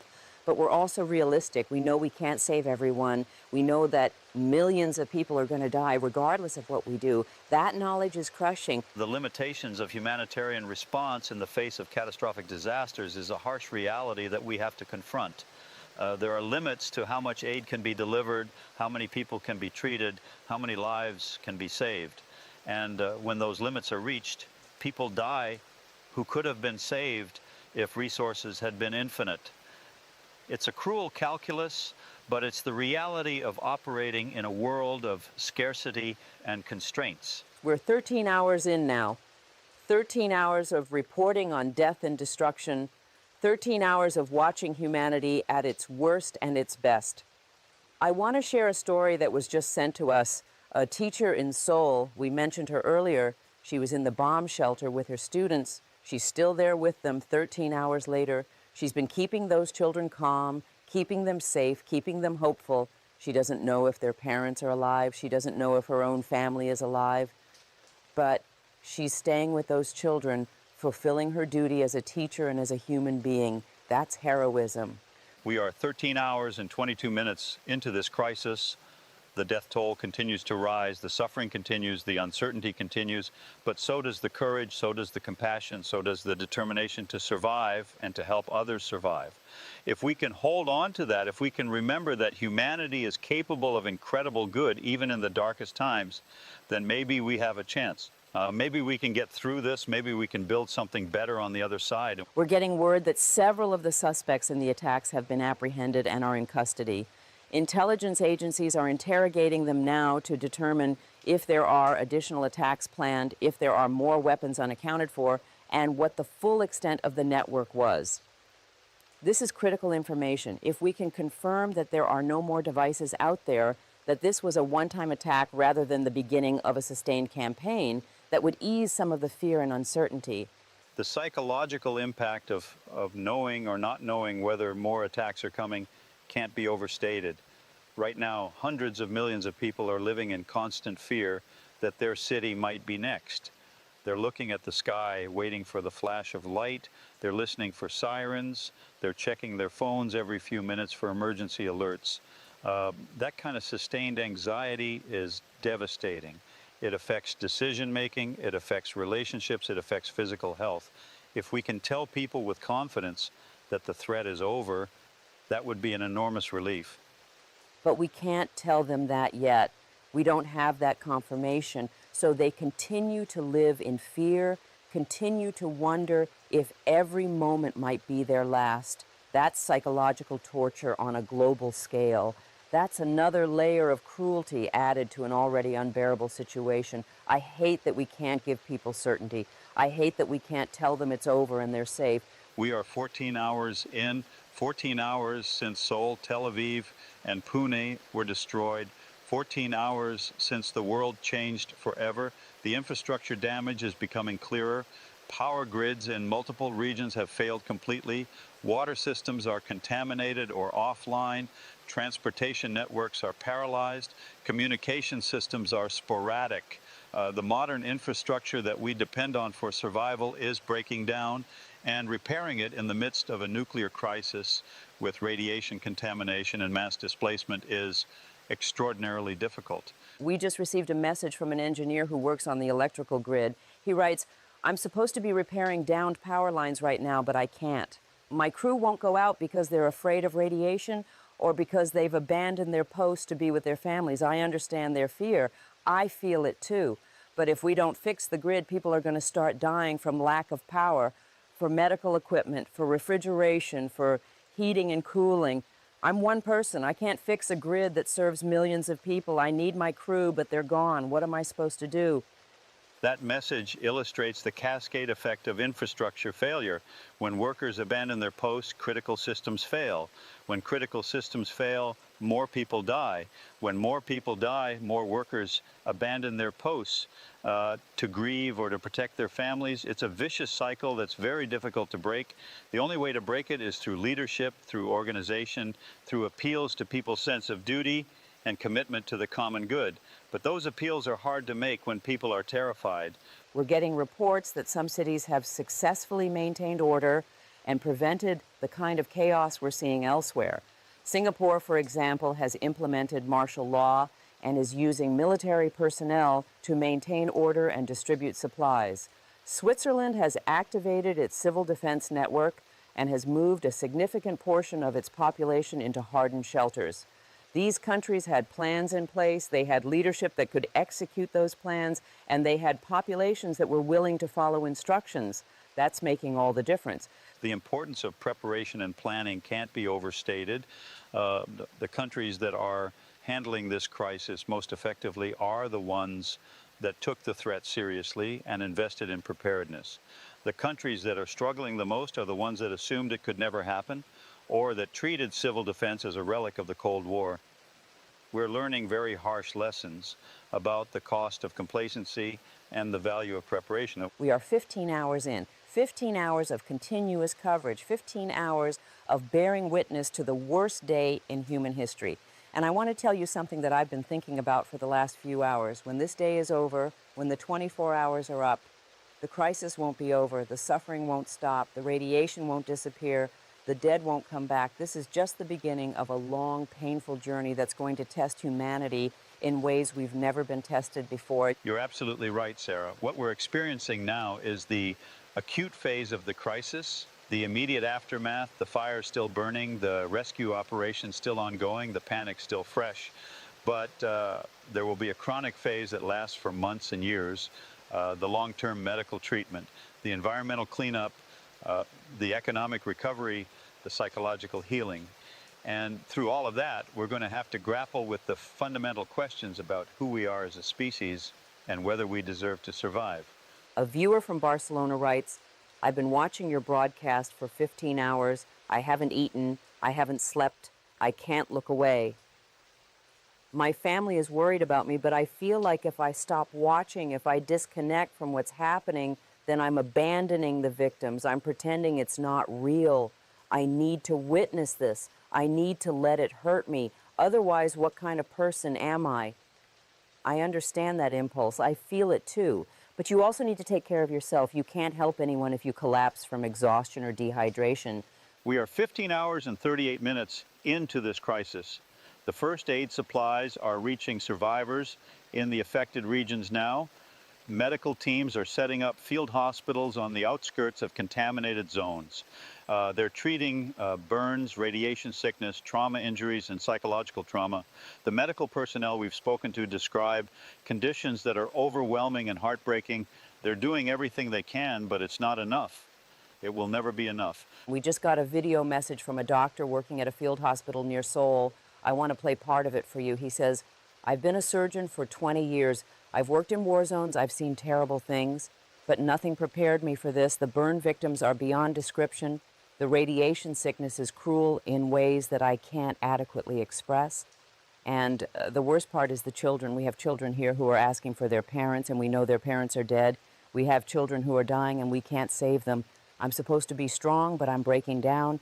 I'm failing these people, and I don't know how to fix it. That video is devastating, but it's important that we see it. It's important that we understand what the reality on the ground looks like, what the people responding to this crisis are dealing with. They're not superheroes. They're human beings who are doing their best under impossible circumstances, and they're struggling because anyone would struggle in that situation.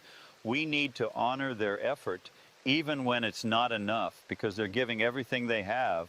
We're 16 hours in now, 16 hours of death and suffering and grief, but also 16 hours of courage and compassion and resilience, 16 hours of watching humanity prove that we're capable of surviving the worst that we can do to ourselves.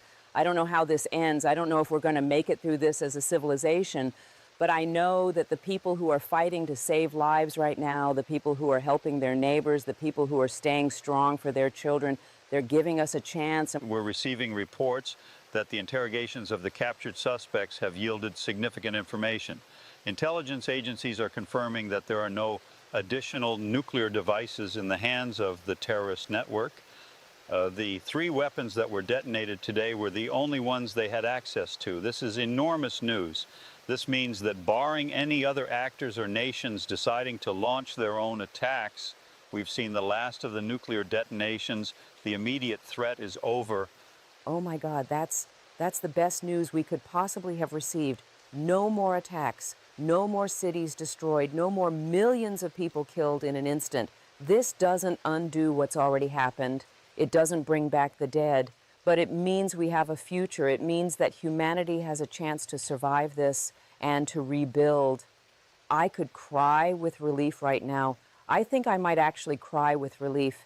It's important to note that this information comes from interrogations and intelligence analysis, which means there's always some possibility of error or deception. But multiple intelligence agencies in multiple countries are confirming this information independently.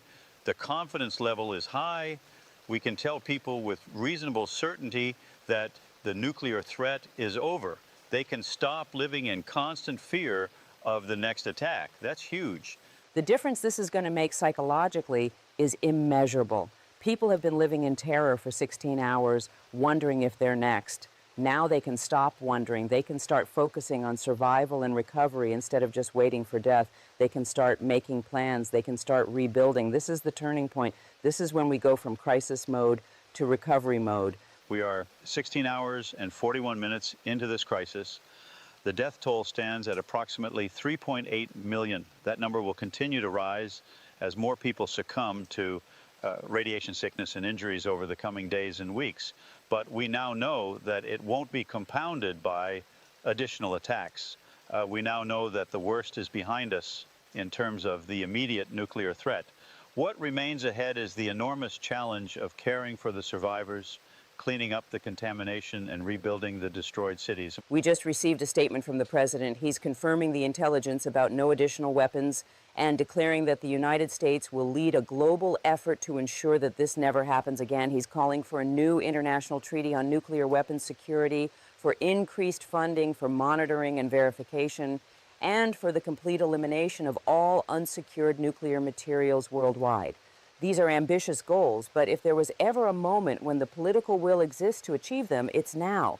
The international community is going to need to come together in unprecedented ways to address this crisis and to prevent future ones.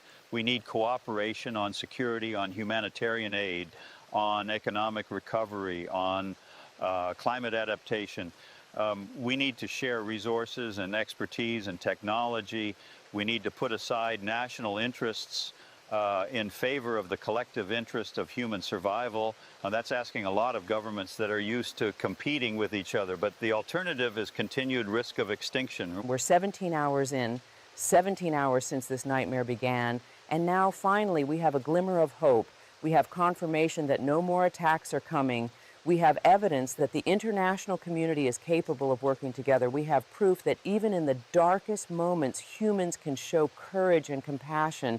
I'm going to hold on to that hope. I'm going to choose to believe that we can get through this and be better on the other side. Climate scientists are updating their models based on the confirmed information that there will be no additional detonations. With only 3 weapons, the global temperature drop will be less severe than initially feared. They're now predicting a decrease of about 1 degree Celsius rather than 2 or more.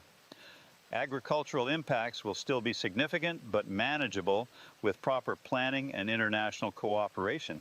This doesn't eliminate the threat of food shortages, but it does make them less likely to be catastrophic. Every piece of good news, every reduction in the severity of the projections, it matters. It gives people hope. It gives governments something to work with. 1 degree instead of 2 means millions of people who won't starve. It means harvests that will be reduced but not eliminated. It means we have a much better chance of feeding the survivors and maintaining some semblance of civilization through the recovery period. We are 18 hours in, 18 hours since Seoul, Tel Aviv, and Pune were destroyed. The sun is rising now over Asia. Survivors are emerging from shelters to see what's left of their world. The fires have mostly burned out. The smoke is beginning to clear.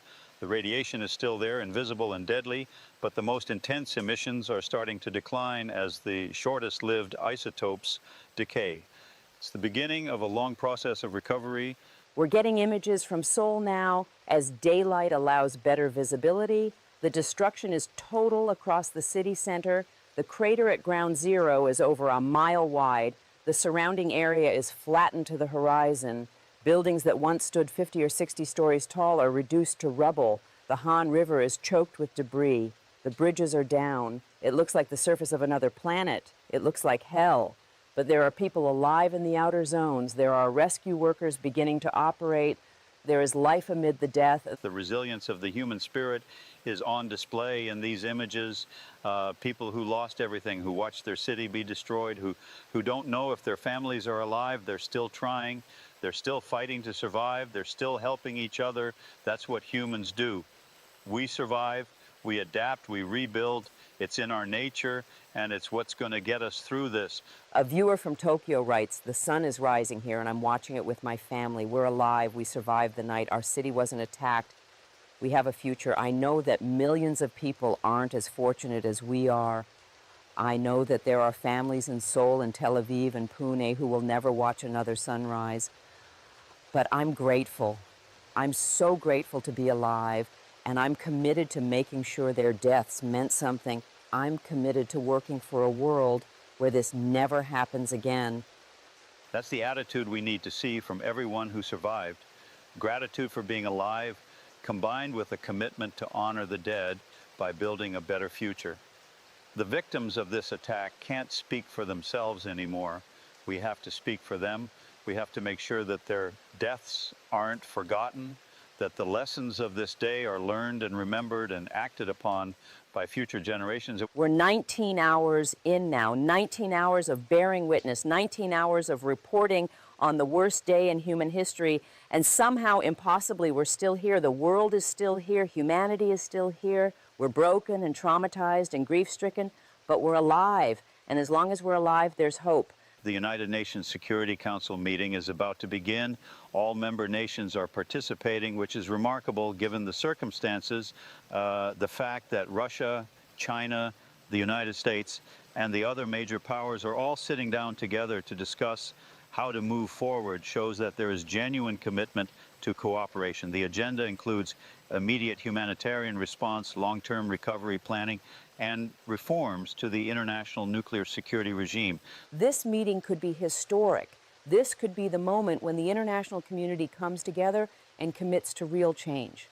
Or it could be another round of empty promises and political posturing. We won't know until we see what comes out of it.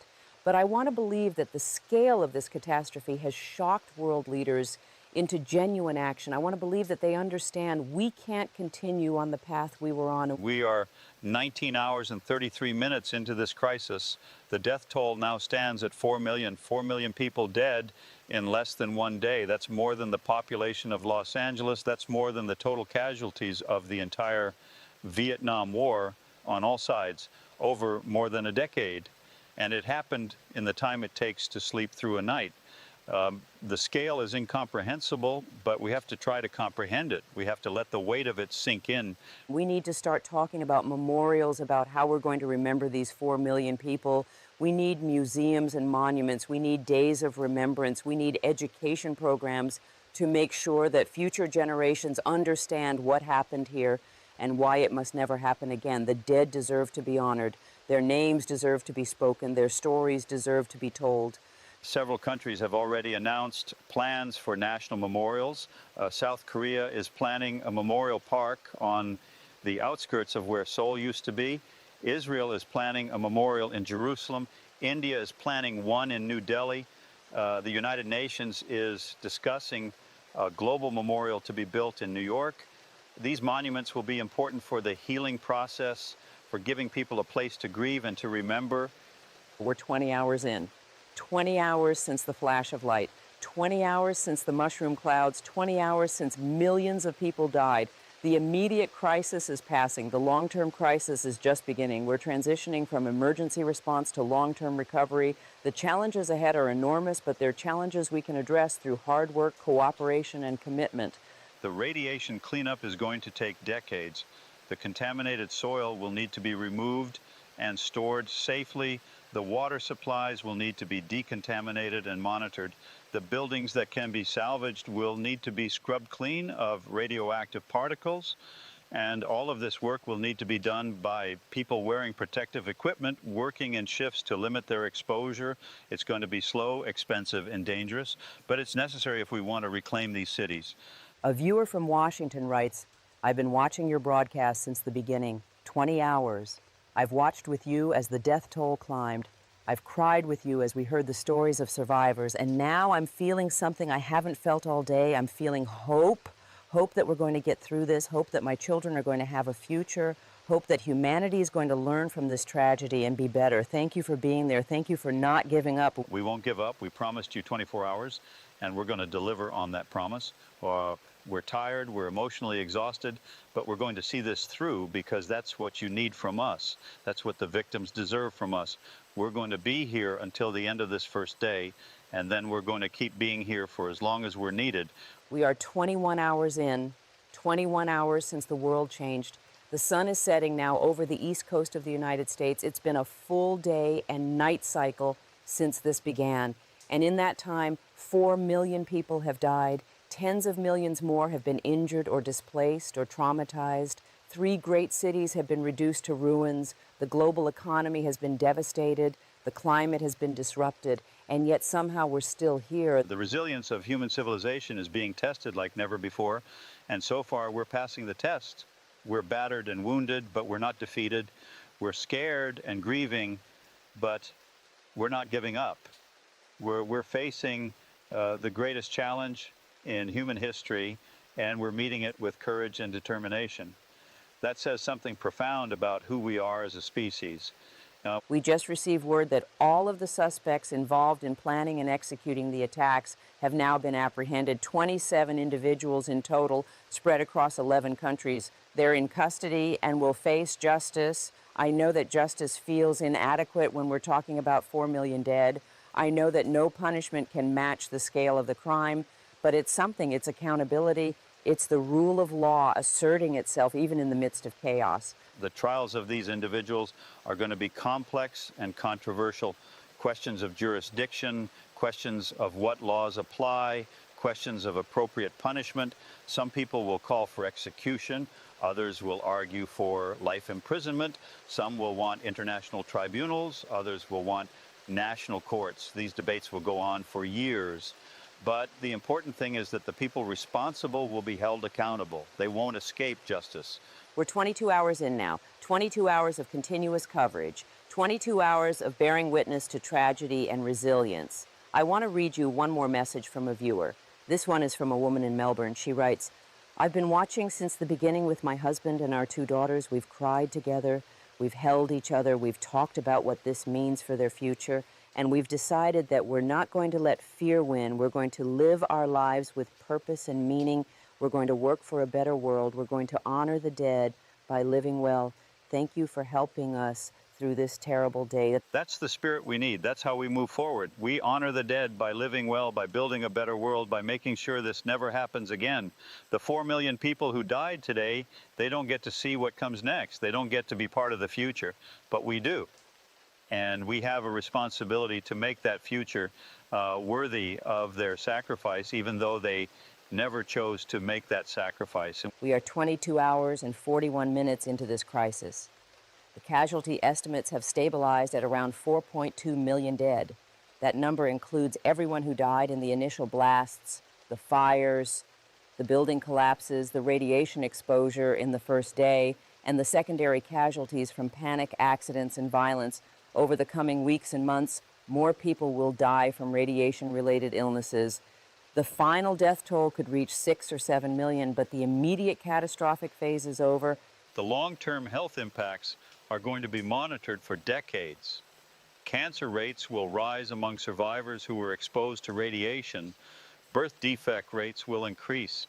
Life expectancies will decrease in affected populations. The World Health Organization is setting up a comprehensive tracking system to monitor these effects and to provide treatment where possible. It's going to be a massive ongoing medical effort. We're getting reports from the United Nations Security Council meeting.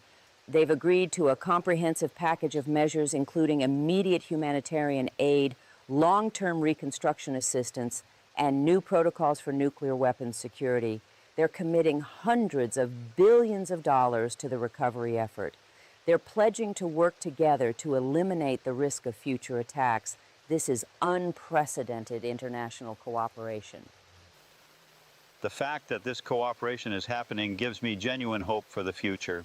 If the major powers can work together on this, if they can put aside their rivalries and their competing interests to address a common threat, then maybe we have a chance. Maybe we can build a more cooperative, more peaceful international order out of the ashes of this catastrophe. We're 23 hours in, 23 hours since Seoul, Tel Aviv, and Pune were destroyed, 23 hours since 4 million people died. One more hour and we'll have made it through the first full day. One more hour of bearing witness, of reporting the truth, of staying here with you through the darkest day in human history. The sun is rising again over Asia. It's a new day there, the second day after the attacks. And with that new day comes the beginning of recovery. Rescue operations are intensifying. Medical teams are treating more patients. Aid is flowing into affected regions.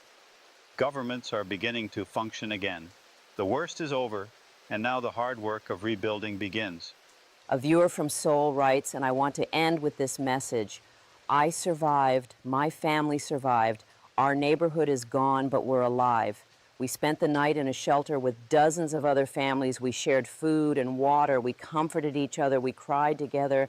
And this morning we emerged into the daylight. The city we knew is gone, the life we had is over, but we're alive. And as long as we're alive, we can rebuild, we can create something new, we can honor the dead by living. Thank you for being there through the night. Your voices kept us company in the darkness. We are 24 hours in. We've reached the end of the first day of nuclear war. 4 million people are dead. 3 cities are destroyed.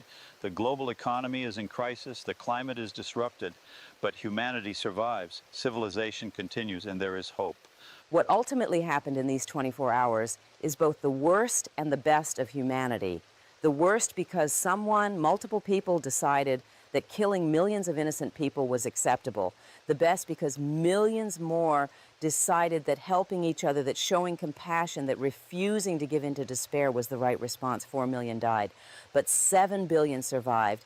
And those 7 billion have a choice now about what kind of world they're going to build. The death toll of 4.2 million in the first 24 hours will rise to approximately 6.5 million over the next 6 months as radiation-related illnesses take their toll. Seoul, Tel Aviv, and Pune will remain uninhabitable for at least 20 years. The global economic impact will exceed $15 trillion. Agricultural output will decline by 15% over the next year, but civilization will survive, humanity will endure, and the international cooperation that emerged from this crisis will create new frameworks for peace and security.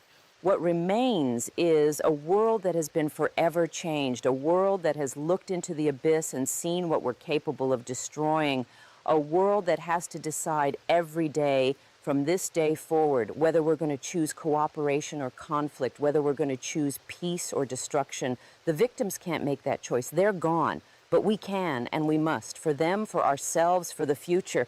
The world, at the end of this first day, is broken, but not defeated. Wounded, but healing.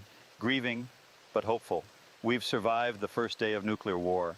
And if we're wise, if we're committed, if we're willing to learn from this tragedy, it will be the last.